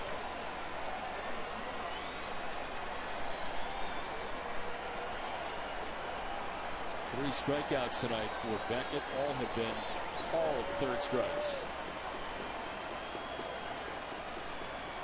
He's yet to walk anybody tonight.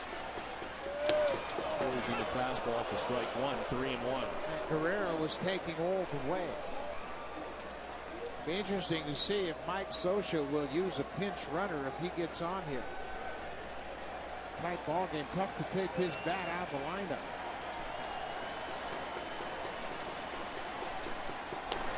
It's ball 4, and we'll find out. Guerrero makes his way down to first base.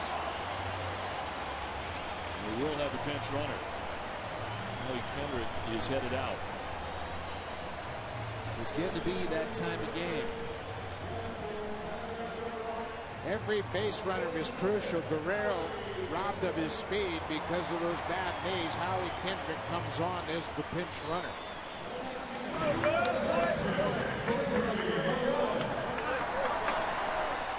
So Beckett, who had not walked anybody through the first 6, walks Vladimir Guerrero. Not always easy to do.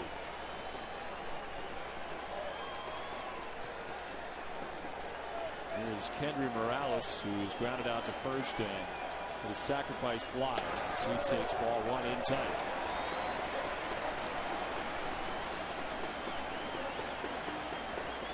Kendrick also a threat to run. He's stolen 11 bases in 15 attempts.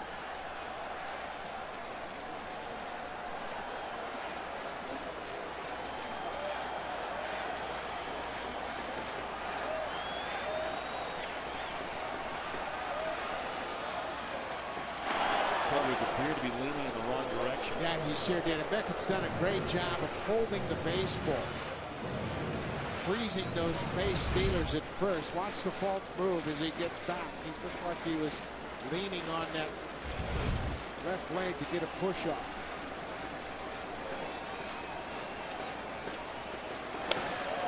It's away, and behind again is Beckett, 2-0.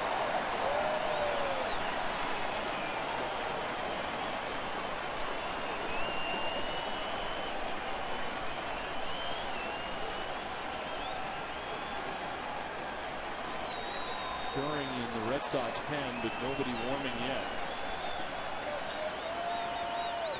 Not close, and it's 3-0. Beckett, who rarely has been pitching behind tonight, has done nothing but pitch behind here in the 7th inning. First time tonight, called down to the bullpen. Billy Wagner.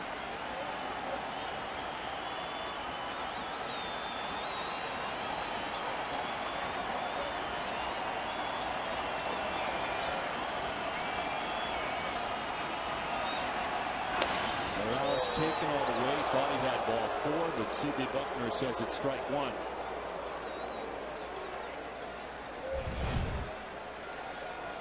Again, trying to make a perfect pitch, and that was anything but.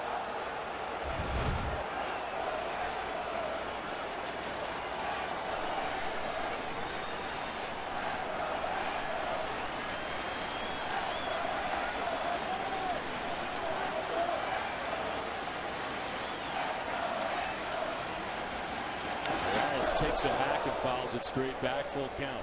A little surprised they didn't run 3-1, but I bet you they run 3-2. Trying to create some movement on the infield. Guard against a ground ball double play.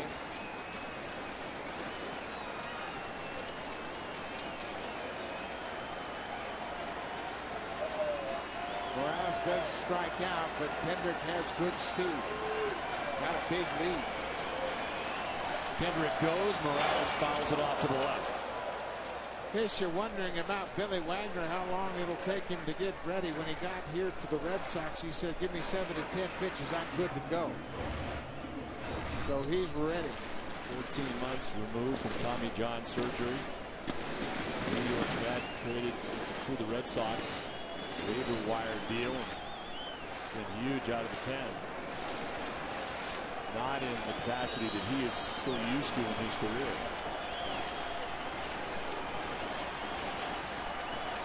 3-2 to Morales. Check on Kendrick, and he's back to the bag.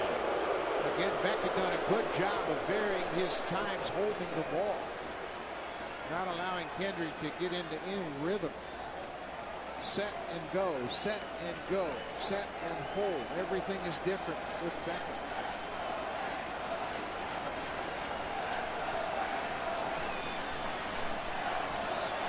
Kendrick off again. Morales swinging again and fouling it off again.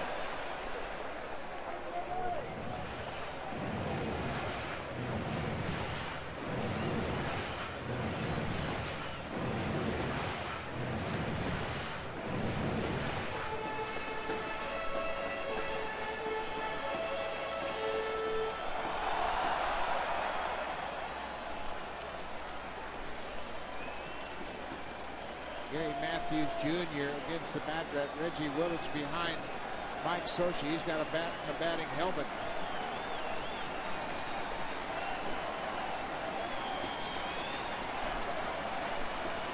Kendrick is off. Morales lines it to left field right at Jason Bay. Makes the catch. For the first out of the inning is Kendrick makes his way back to the bag at first. Morales is out number 1 at the bottom of the 7th inning.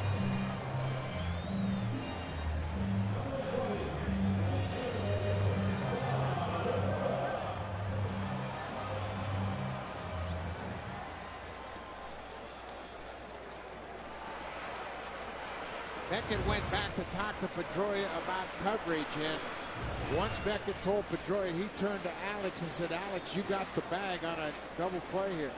If they start to run, if they move, the comebacker, Alex, will have coverage, but if the base runner breaks, they're going to protect the right side of the infield to guard against the hit and run, as they used earlier in the 4th inning.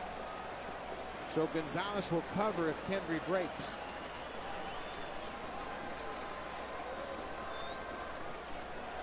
Kendrick at first base, 1 out in the inning. Juan Rivera the batter. He struck out looking in the 2nd inning, grounded out in the 4th. He's 0 for 2.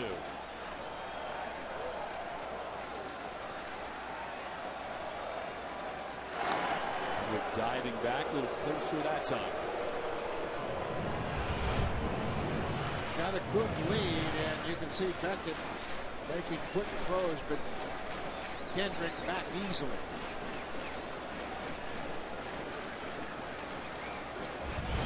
You want to get a big enough lead and confident you can dive back in safely. There he goes at first, a pitch inside, and the throw is not going to be in time. Head first slide for Kendrick, and the stolen base gets him into scoring position. Kendrick gets a good jump at first base, and they threw the ball inside, so they switched coverage, and Pedroia had the bag, but the throw isn't in time. There's the inside pitch. That caused them to switch coverage, and Kendrick steals a huge base. The first stolen base of the series. Kendrick at second now with 1 down. Beckett behind Rivera, 1-0. The conversation to take place as Victor Martinez heads out. First time they have worked tonight with a runner at second base, so they want to make sure they have the sequence of pitches. In this day and age, you better protect pitch selection and location.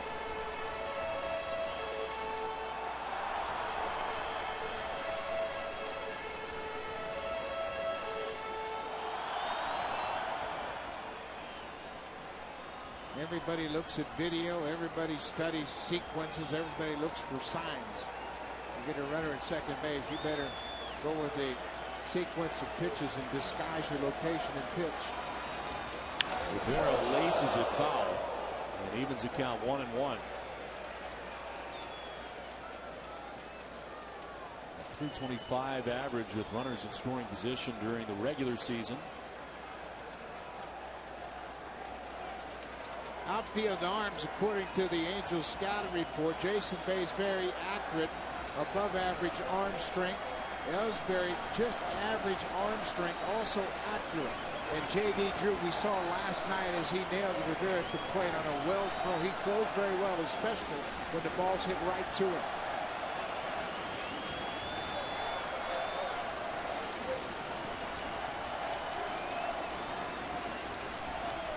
Rivera to third on a hot wall, picks it, looks the runner back, and out number 2 is complete.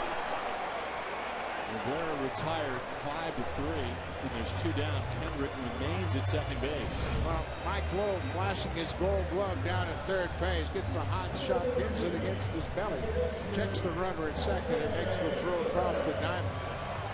He made a great play in the 4th inning when he snared a line drive off the bat of Torrey Hunter.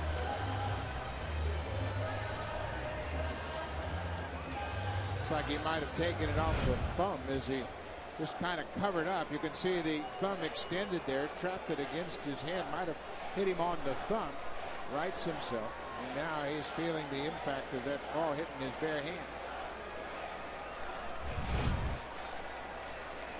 2 down, Kendrick at second base. Meiser is Turris the batter. 0 for 2 tonight against Beckett.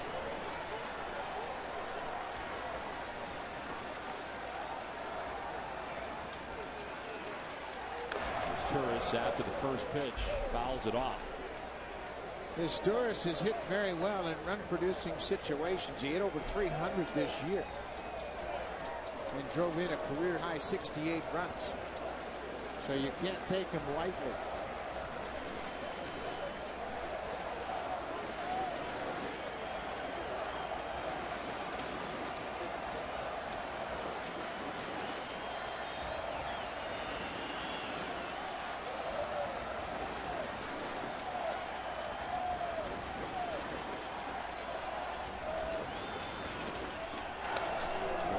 Missing away. There's a ball and a strike to his Turris.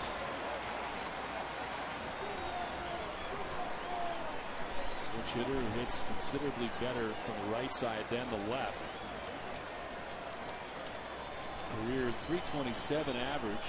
Runners in scoring position. He's got Kendrick, the pinch runner, at second base with 2 down in this 1-1 game in the 7th.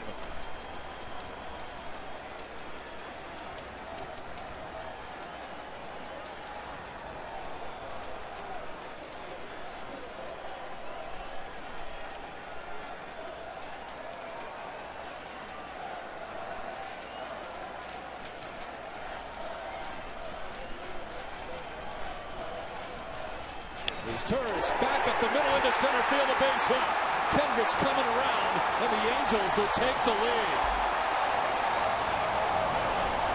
Huge 2-out RBI from Meiser as Turris has put the Angels on top 2-1.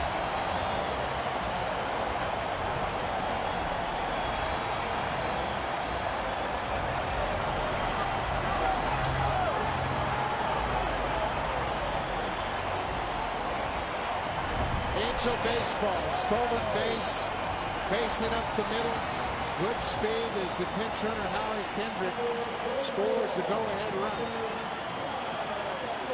Bouncing ball, Pedroia can't knock it down, keep it on the infield. It sneaks under his glove. Kendrick gets a good jump with 2 outs. He's taking home plate all the way, and the Angels have the lead.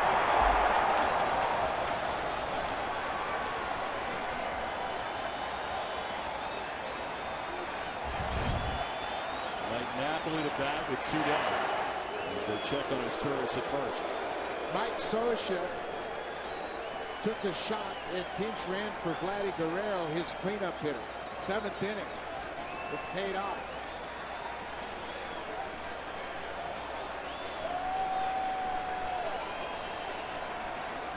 Napoli 0 for 2 tonight. He's fly to right, fly to center. 2 home runs off Beckett, the ALDS last year. Runner goes, pitch a strike, throw, not nearly in time. Another stolen base in the inning.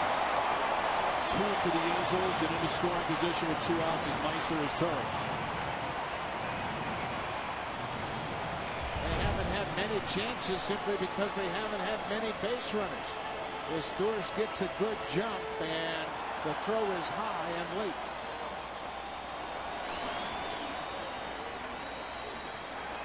"13 steals during the regular season for his Turris.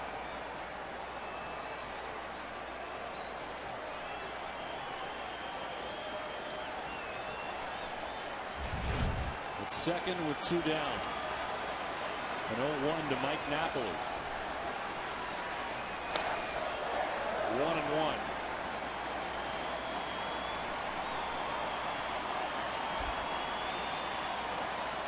Napoli with 20 home runs during the regular season.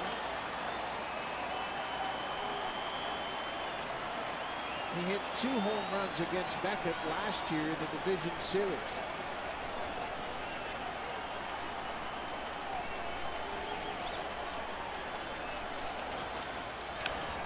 Fouls it off himself, and it's 1-2.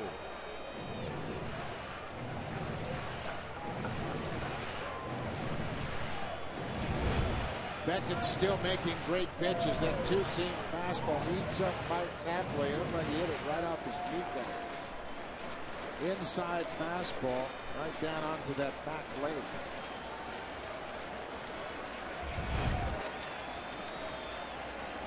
Vladimir Guerrero got this all started to begin the inning with a walk. Henrik ran for him, stole second, scored on the RBI single for his Turris, who steals second himself. Scoring position with 2 down. Away, and it's 2-2 to Napoli.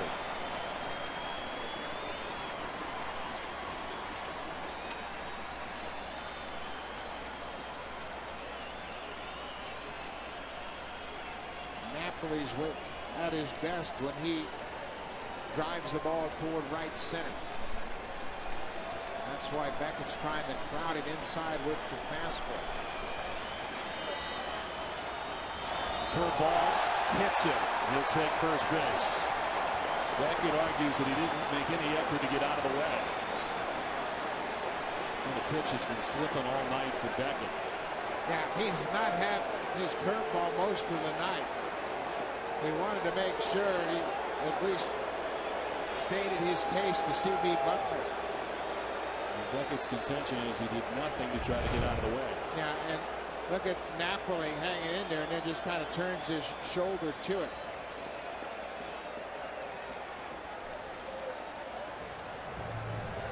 Yeah, he says you got to get out of the way, but that's up one with 2 strikes because you're trying to guard the outside, but it was a breaking ball. Napoli hung in there. He knew what he was doing.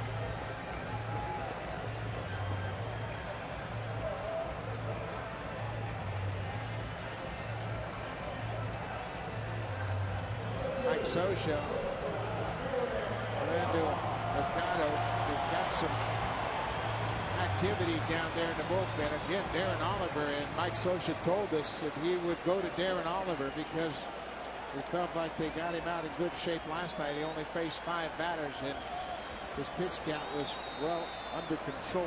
He retired all 5 of the batters he faced in last night's game 1.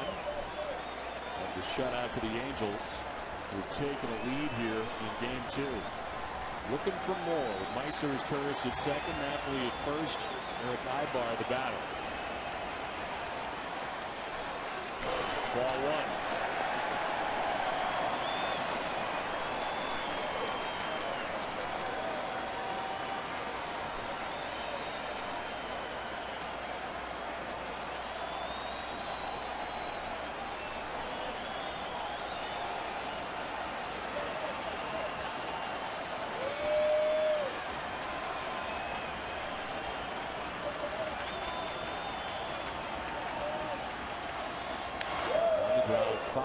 evens at 1-1.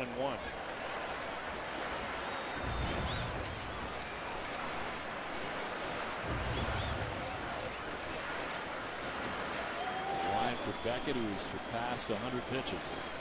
Terrific consistency for Josh Beckett. He's been in control of the strike zone all night long. Pinch runner Howie Kendrick came in for Vladdy Guerrero, who started the inning with a walk of all things. Without question, the hardest Josh Beckett has had to work all night has come here in the 7th inning. After he had retired 8 batters in a row, the leadoff walk for Guerrero. A 1-1 to Ibar. That's out of the way and takes ball 2. He's still got a lot in his tank.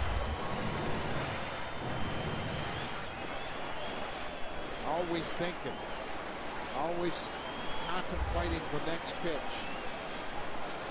But Tito Francona has a lot of confidence in him.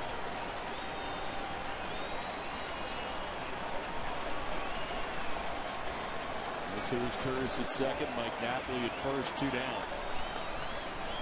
2-1 to Ibar. Ibar to center field. Jacoby Ellsbury going back. It's going to be over his head to the track of the wall. From second as Turris will score. Motoring around is Ibar. 2 runs in for the Angels. They open it up and lead it 4-1.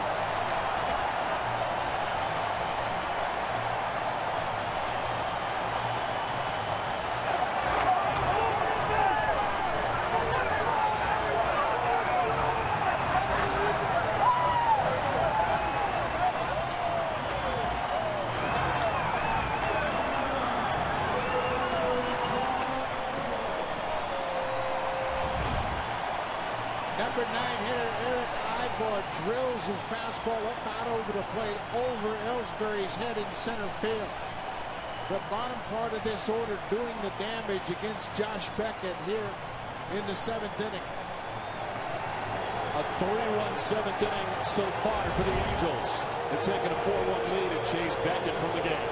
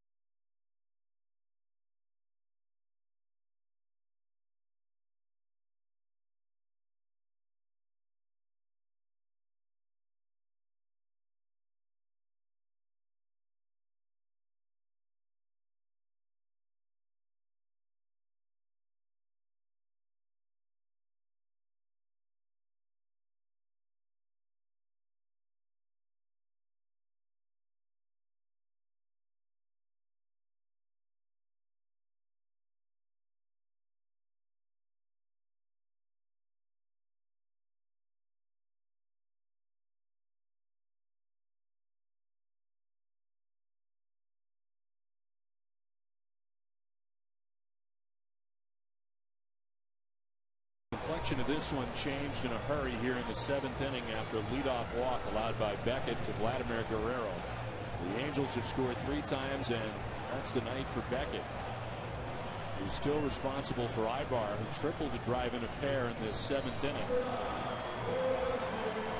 It happened fast. No matter where you are, what type of game you're playing, you hear managers talk about it all the time. Leadoff walks will come back and kill you. It certainly played out here.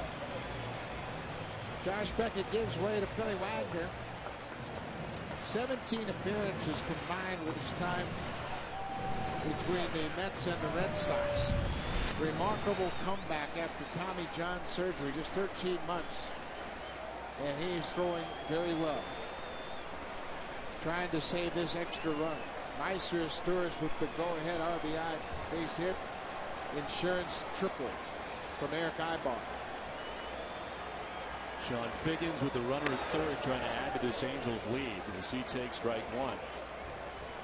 You think about the kind of confidence the Angels could take to Boston for Game 3 if they're able to beat both John Lester in Game 1 and Josh Beckett in Game 2.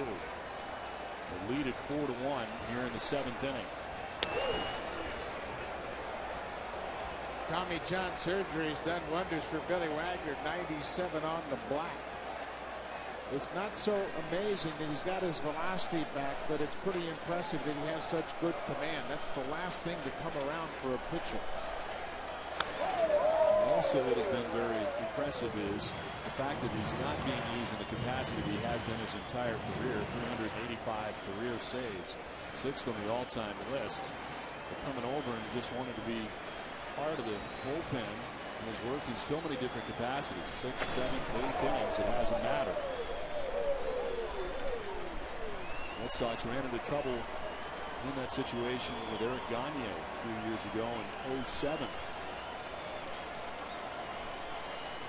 Didn't work that time. They're hoping it works this time with Wagner. 2-2 and a swing and a miss. Makes quick work of Figgins, but the damage done. The Angels score 3 times, take a 4-1 lead to the 8th.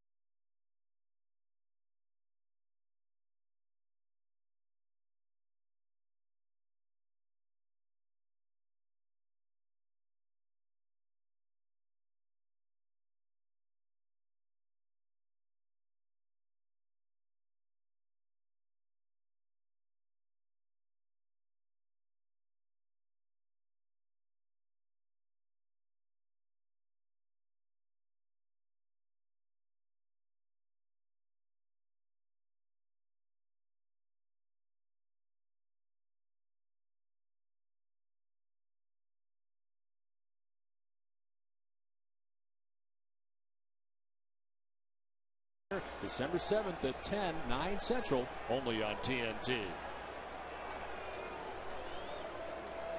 3 runs in the home half of the 7th inning, and the Angels lead it 4-1. Jared Weaver to the 8th, and a very long wait as his team collects the 3 runs in the 7th. Like Socha elects to bring him back for the 8th. And a strike to J.D. Drew, who starts the 8th for Boston. It's all about starting pitching in the postseason, and the Angels have got 2 terrific starts in the first 2 games. Mackey for 7 1/3 in last night's game. Weaver tonight. And Beckett up until the 7th inning was outstanding. The Red Sox have been held to 1 run on 6 hits in 16 innings in this series. John Lackey set the tone. Jared Weaver picked up on it. Down the left field line, foul and out of play. And it's 2-2. Are you surprised that Weaver is back out there to begin the 8th? No, because the Angels are concerned about their lack of depth in the bullpen. Mike Scioscia has Oliver ready. The next guy he will get up will probably be Kevin Jepson. There's the call right now, and then Brian Fuentes is set to close it out. But they are confident that Weaver, like Lackey, can pitch here. There's Jepson. He's starting to throw. Oliver's all set.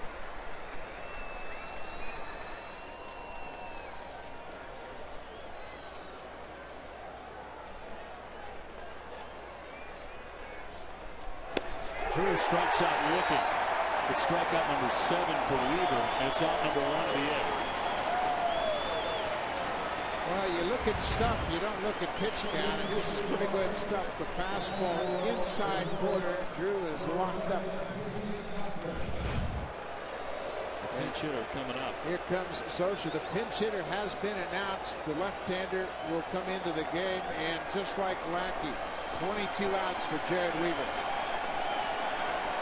Angels fans are going to let Weaver know what they think of him as he leaves.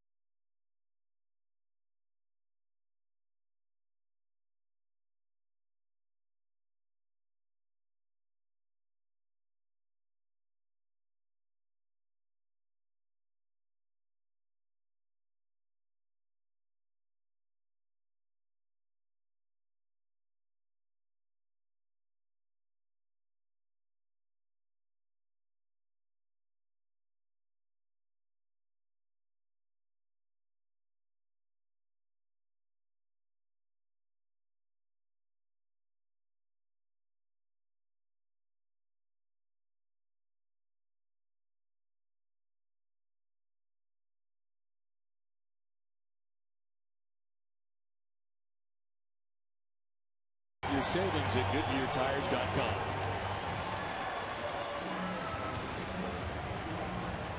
One out here in the 8th inning.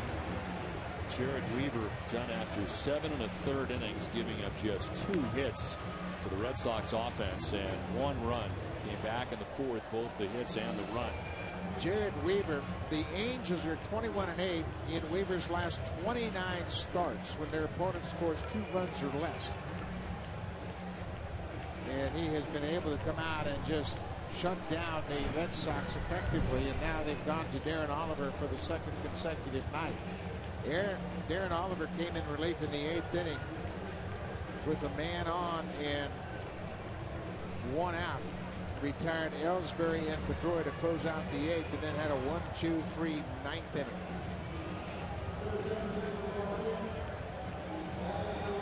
Jed Lowry will pinch hit for the Red Sox with 1 out here in the 8th. 32 games, an injury-marred season for Lowry, who had wrist surgery earlier in the year. And there's still questions as to whether or not he'd be on the postseason roster for the Red Sox, but here he is, and he takes strike 1.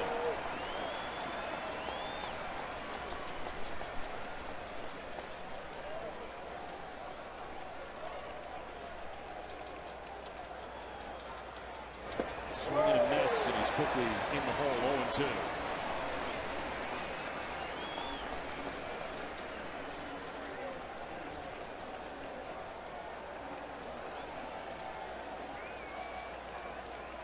Strike 3 call. Lowry's gone in a blink of an eye. And there's 2 down in the 8th. perfect pitch on the outside corner, making quick work of Jed Lowry. 6 in a row retired by Darren Oliver going back to last night. Here's Jacoby Ellsbury, one of only 2 Boston hits tonight. Here's triple in the 4th. He would score on the RBI single by Victor Martinez, which gave the Red Sox a 1-0 advantage. The Angels answer with a run in the bottom of that inning, and then 3 more in the 7th to lead it 4-1.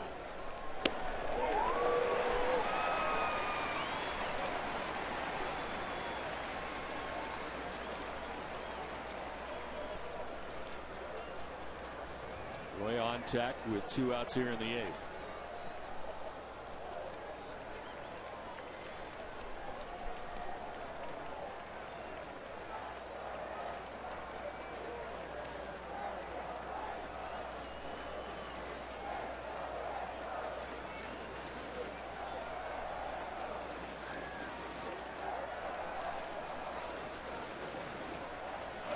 Outside, ball 3, and it's 3-1.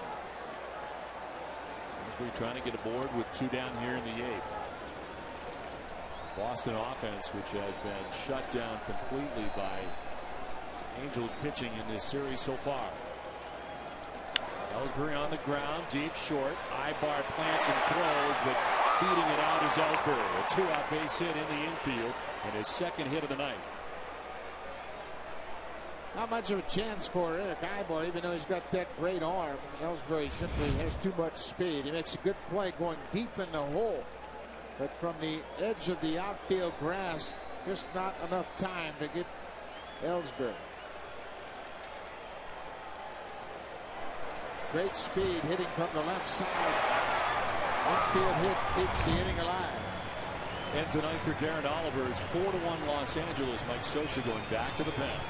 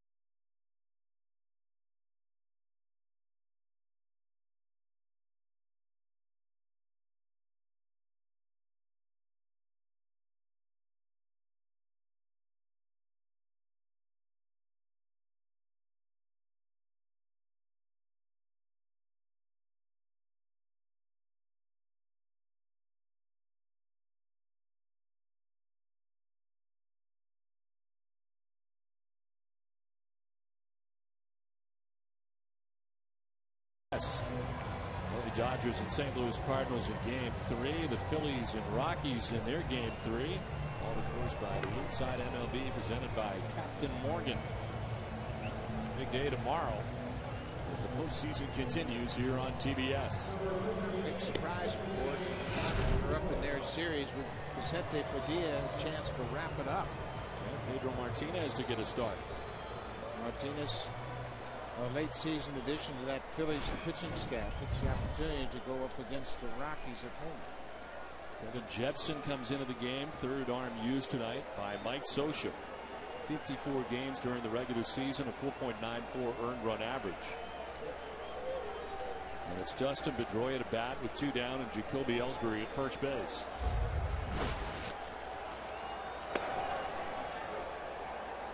That's an 89-mile-an-hour cut fastball, and that's been the difference in Jepson's season.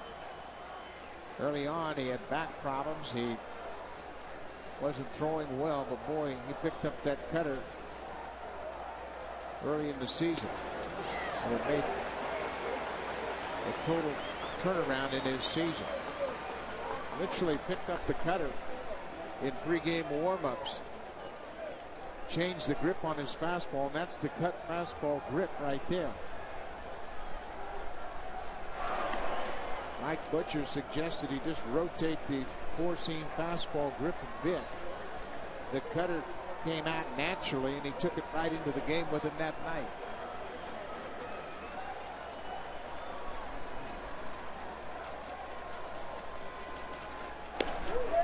And it's 2-1 to Pedroia.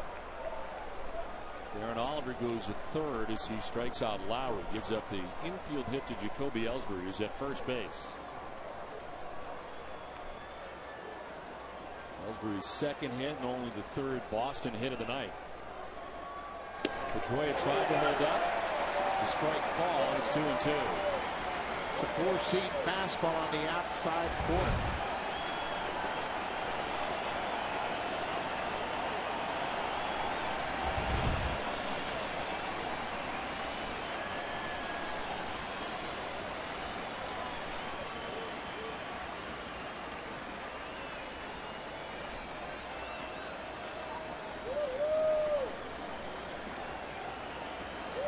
Jepson a big part of the bridge to Fuentes.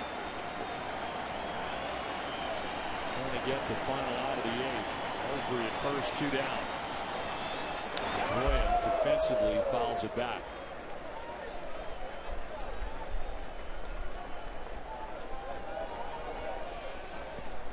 Sosik still giving signs to Napoli. I wouldn't expect them to cover if Ellsbury takes off, but I wouldn't expect Ellsbury to take off in this situation. There he goes. He does, and Pedroia dribbles one out towards the mound. Off the hill is Jepson. His throw is low, but dug out by Morales. Top of the eighth is over, and the Angels have a 4-1 lead.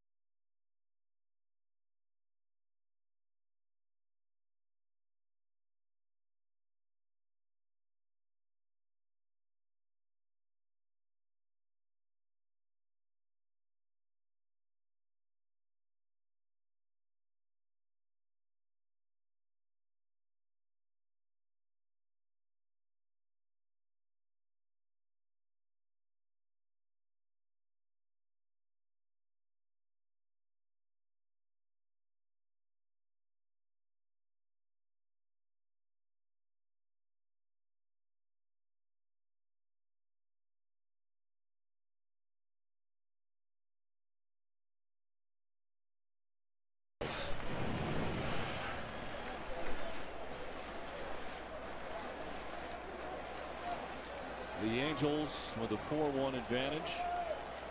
Jared Weaver very appreciative of the work done by the pen. Bobby Abreu leads it off here in the bottom of the 8th.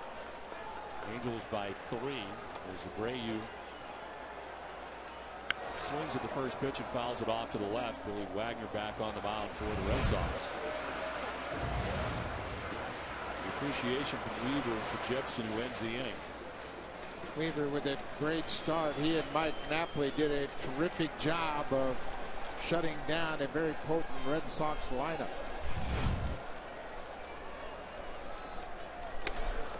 It's 0-2 quickly to Abreu. Jared Weaver in line for the win here tonight. His brother Jeff Weaver won for the Dodgers on Wednesday night in the series opener against the Cardinals.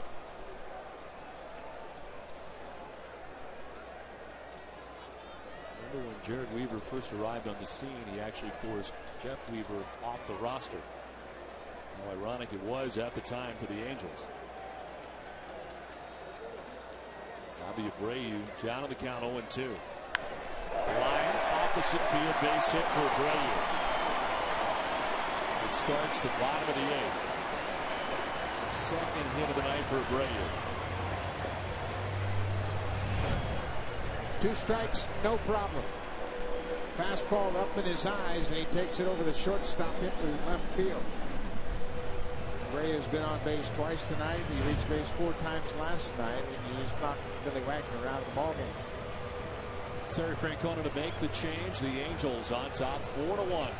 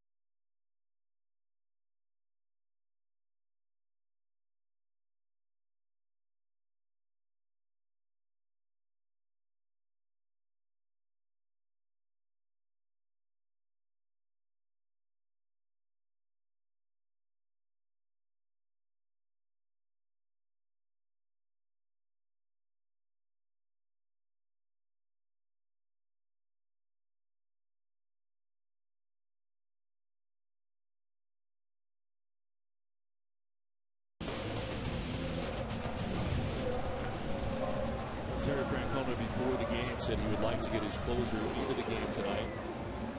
Red Sox have not seen him since the last regular season game on Sunday. And of course, they will not play again until this Sunday. You'd hope it would be in a safe situation. It's not. Applebaum into the game here with the Red Sox trailing by 3 runs. The one edge that is distinctively in the favor of the Red Sox is their bullpen, but it's not been a factor because they haven't had the lead. And Jonathan Applebaum with another outstanding season, just 3 blown saves, 38 for 41, but obviously just trying to keep this a 3-run ball game after the Abreu leadoff base hit here in the 8th.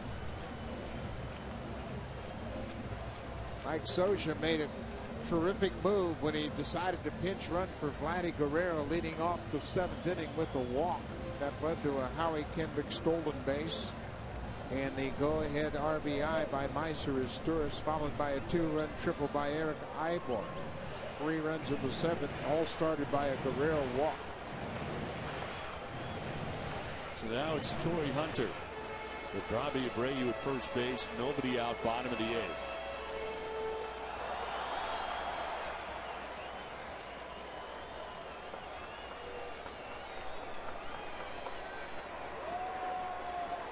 Jonathan Papelbon has thrown 25 scoreless innings over 16 career postseason appearances.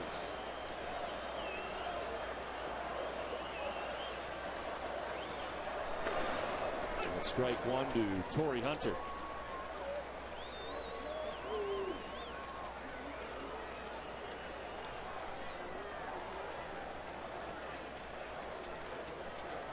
One of the concerns coming into this series for the Red Sox was the Angels running game.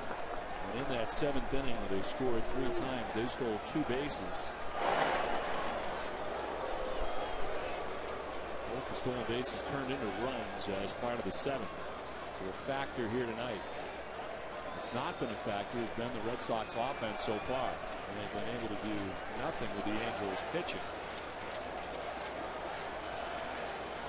Papelbon trying to keep this a 3-run deficit at the moment.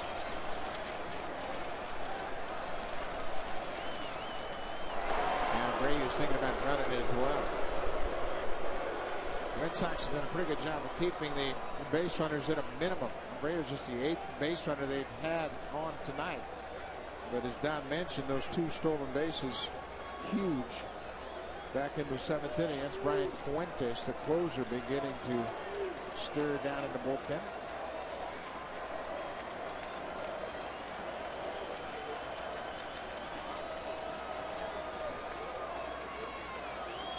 Hunter to center field.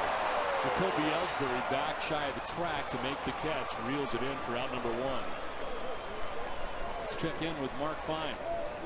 Well, Don, you know, Bobby Abreu back on base, and wherever he is, he's a leader on this team. When he scored after scoring on the sac fly earlier in the game, he was yelling in the dugout, "That's the way we do it, guys. That's the way we do it." He has really embraced, he told me, his leadership role on this team. Buck mentioned yesterday his start in Houston. The guys there, BGO, Bagwell, Ricky Gutierrez. Gutierrez used to sit him down before games and talk him through games even when he was injured. He's kind of returning the favor now, he says, as a leader on this team. Guys? Well, there's no doubt he has been that and had an amazing impact on the Angels. When you look at the patience, particularly in a guy like Sean Figgins, who was trying to do that years ago, but what Abreu's been able to teach him has only made him better. But not alone, because Torrey Hunter also a big part of that clubhouse. There's a few leaders on this Angels team. Kendrick, who pinch ran for Guerrero, bats for the first time. Abreu goes, they pitch out. The throw is in time. The Red Sox guessed right, and they get Abreu at second base for the 2nd out of the inning. Victor Martinez with a very patient pitch out approach. He calls for the pitch out, and he makes a strong throw to Pedroia, slaps the tag on Abreu. So they guessed right with the Angels, and they gunned down Abreu easily.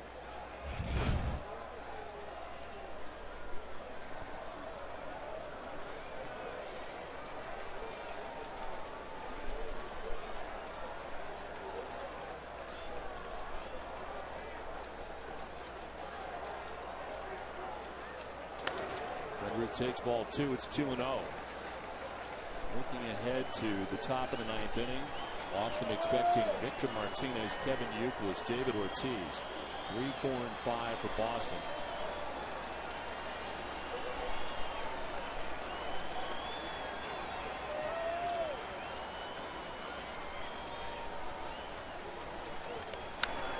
Flared foul off to the right, and it's 2-1 to Kendrick.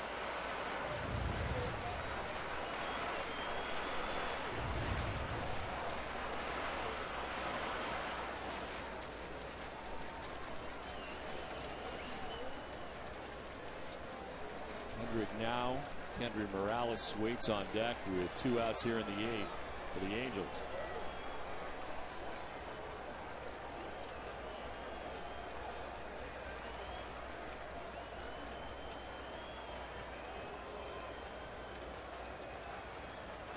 Kendrick fouls off another and evens the count at 2-2.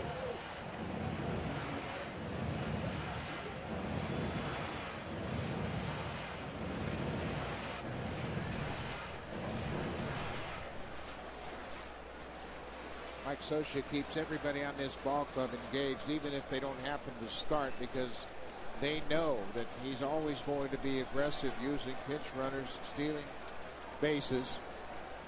Even the cleanup hitter was lifted in favor of a pinch runner tonight.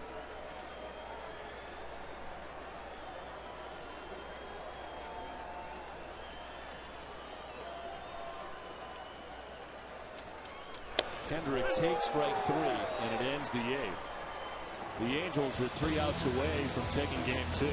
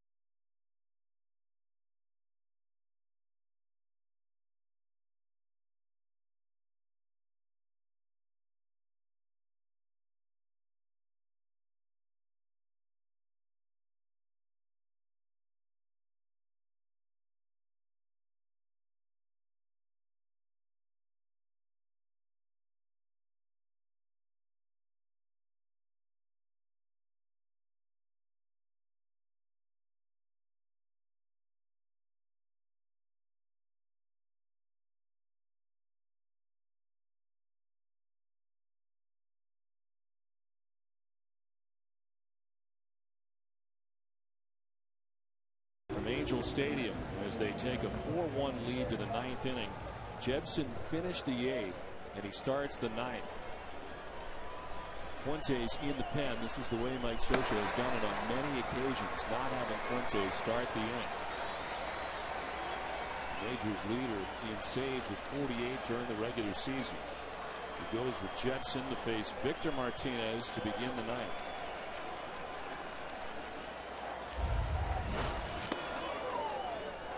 Martinez with an RBI single in the 4th inning, producing the only Red Sox run of the series. Youkilis and then Ortiz.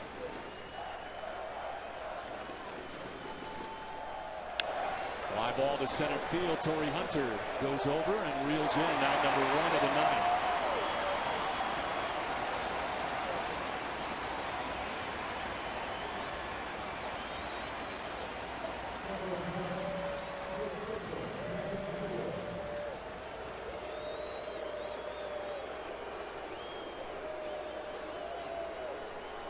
Only 4 teams would come back to win a series down 2-0 in the ALDS.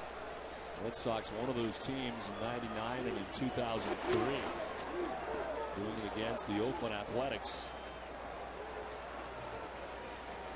Youkilis is 0 for 7 in this series. You combine his numbers with Pedroia.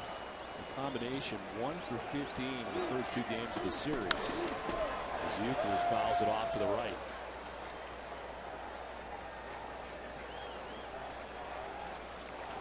They always say good pitching will shut down good hitting, and we've seen that play out.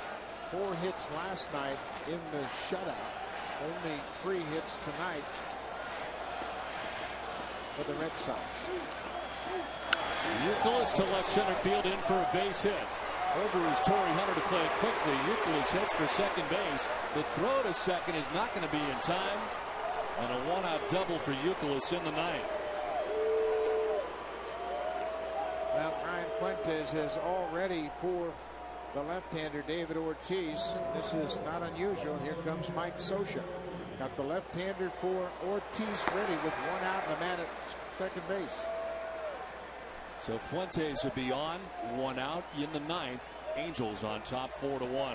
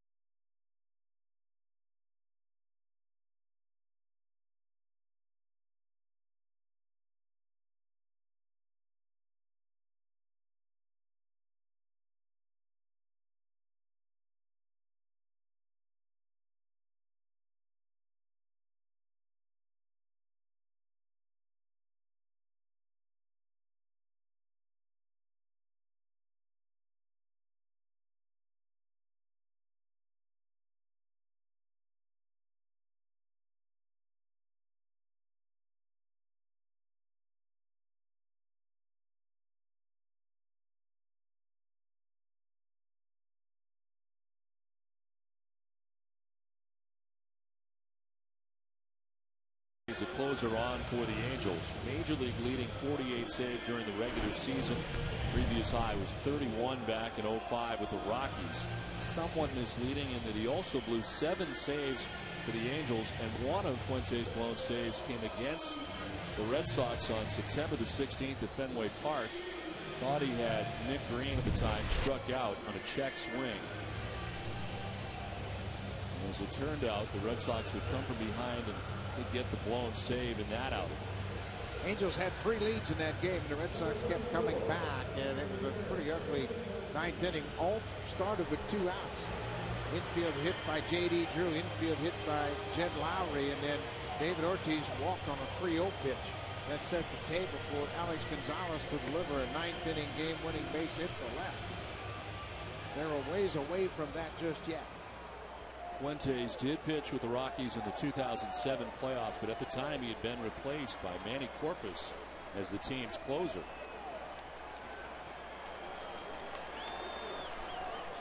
Here he is with the Angels in 2009. One out, Kevin Youkilis at second base, and David Ortiz. He's 0 for 3 in the game tonight. Fuentes, left-handers 239, right-handers 261. Left-handers haven't homered against him this year. Ortiz with a big swing and a miss.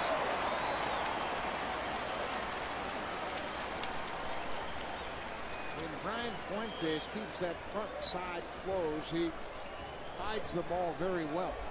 Very difficult for left-handed hitters to pick up the ball at his release point. But when that front shoulder flies, you see the ball for a long way.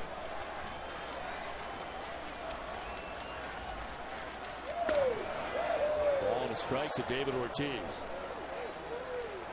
If he flies over with that front side, the ball comes out, and you can see it a long time. That time he stayed closed, and it's really difficult for Ortiz to pick up the release point. Ortiz to left field. Juan Rivera in. And there's 2 down in the ninth.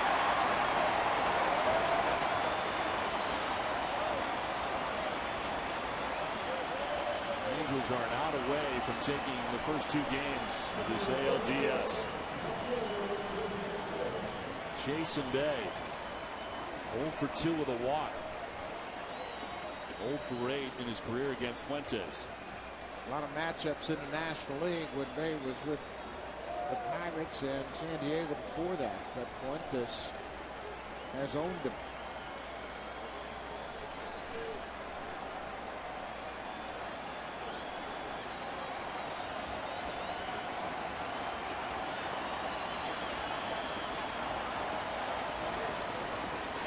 Bay takes strike 1. It's such an important pitch for Brian Fuentes to get ahead, strike 1. Gets so many more options now. He can bury that breaking ball down and in.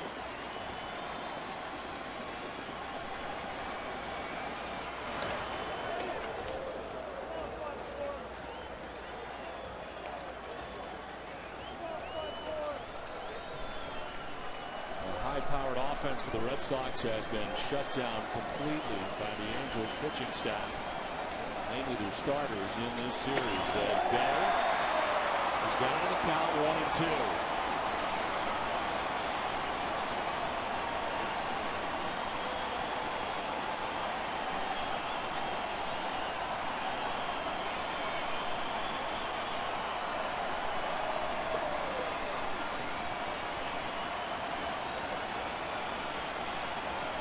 One ball, 2 strikes, 2 down, 9th inning.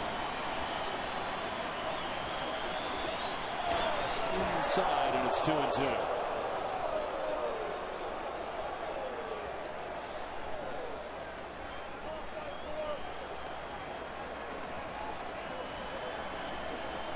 Like Lowell on deck, hoping you get a chance in the 9th for Boston.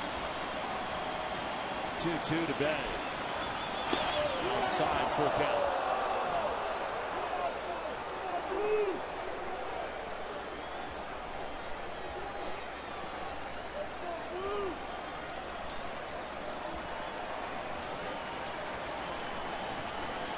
Payoff pitch to Jason Bay. Ball 40 walks. The tying run is headed to the plate for Boston.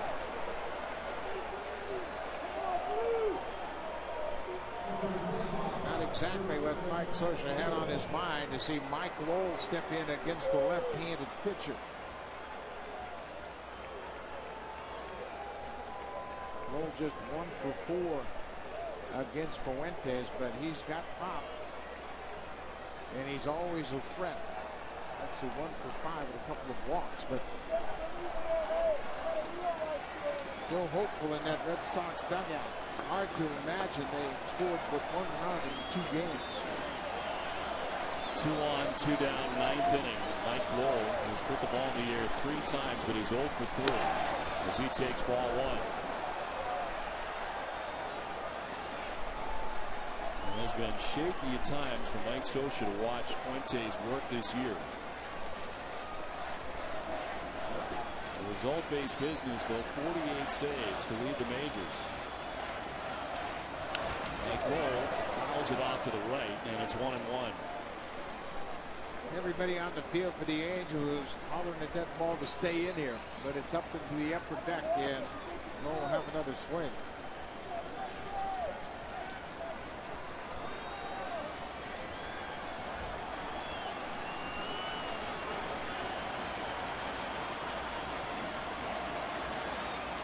Lowell hits a fly ball right at Torrey Hunter at center field. The Angels are taking the first 2 games of the ALDS. They head to Boston on top 2-0 in the series. 1 run in 2 games on 8 hits. Last year, the Red Sox won the first 2 games here in this series. They scored 11 runs on 20.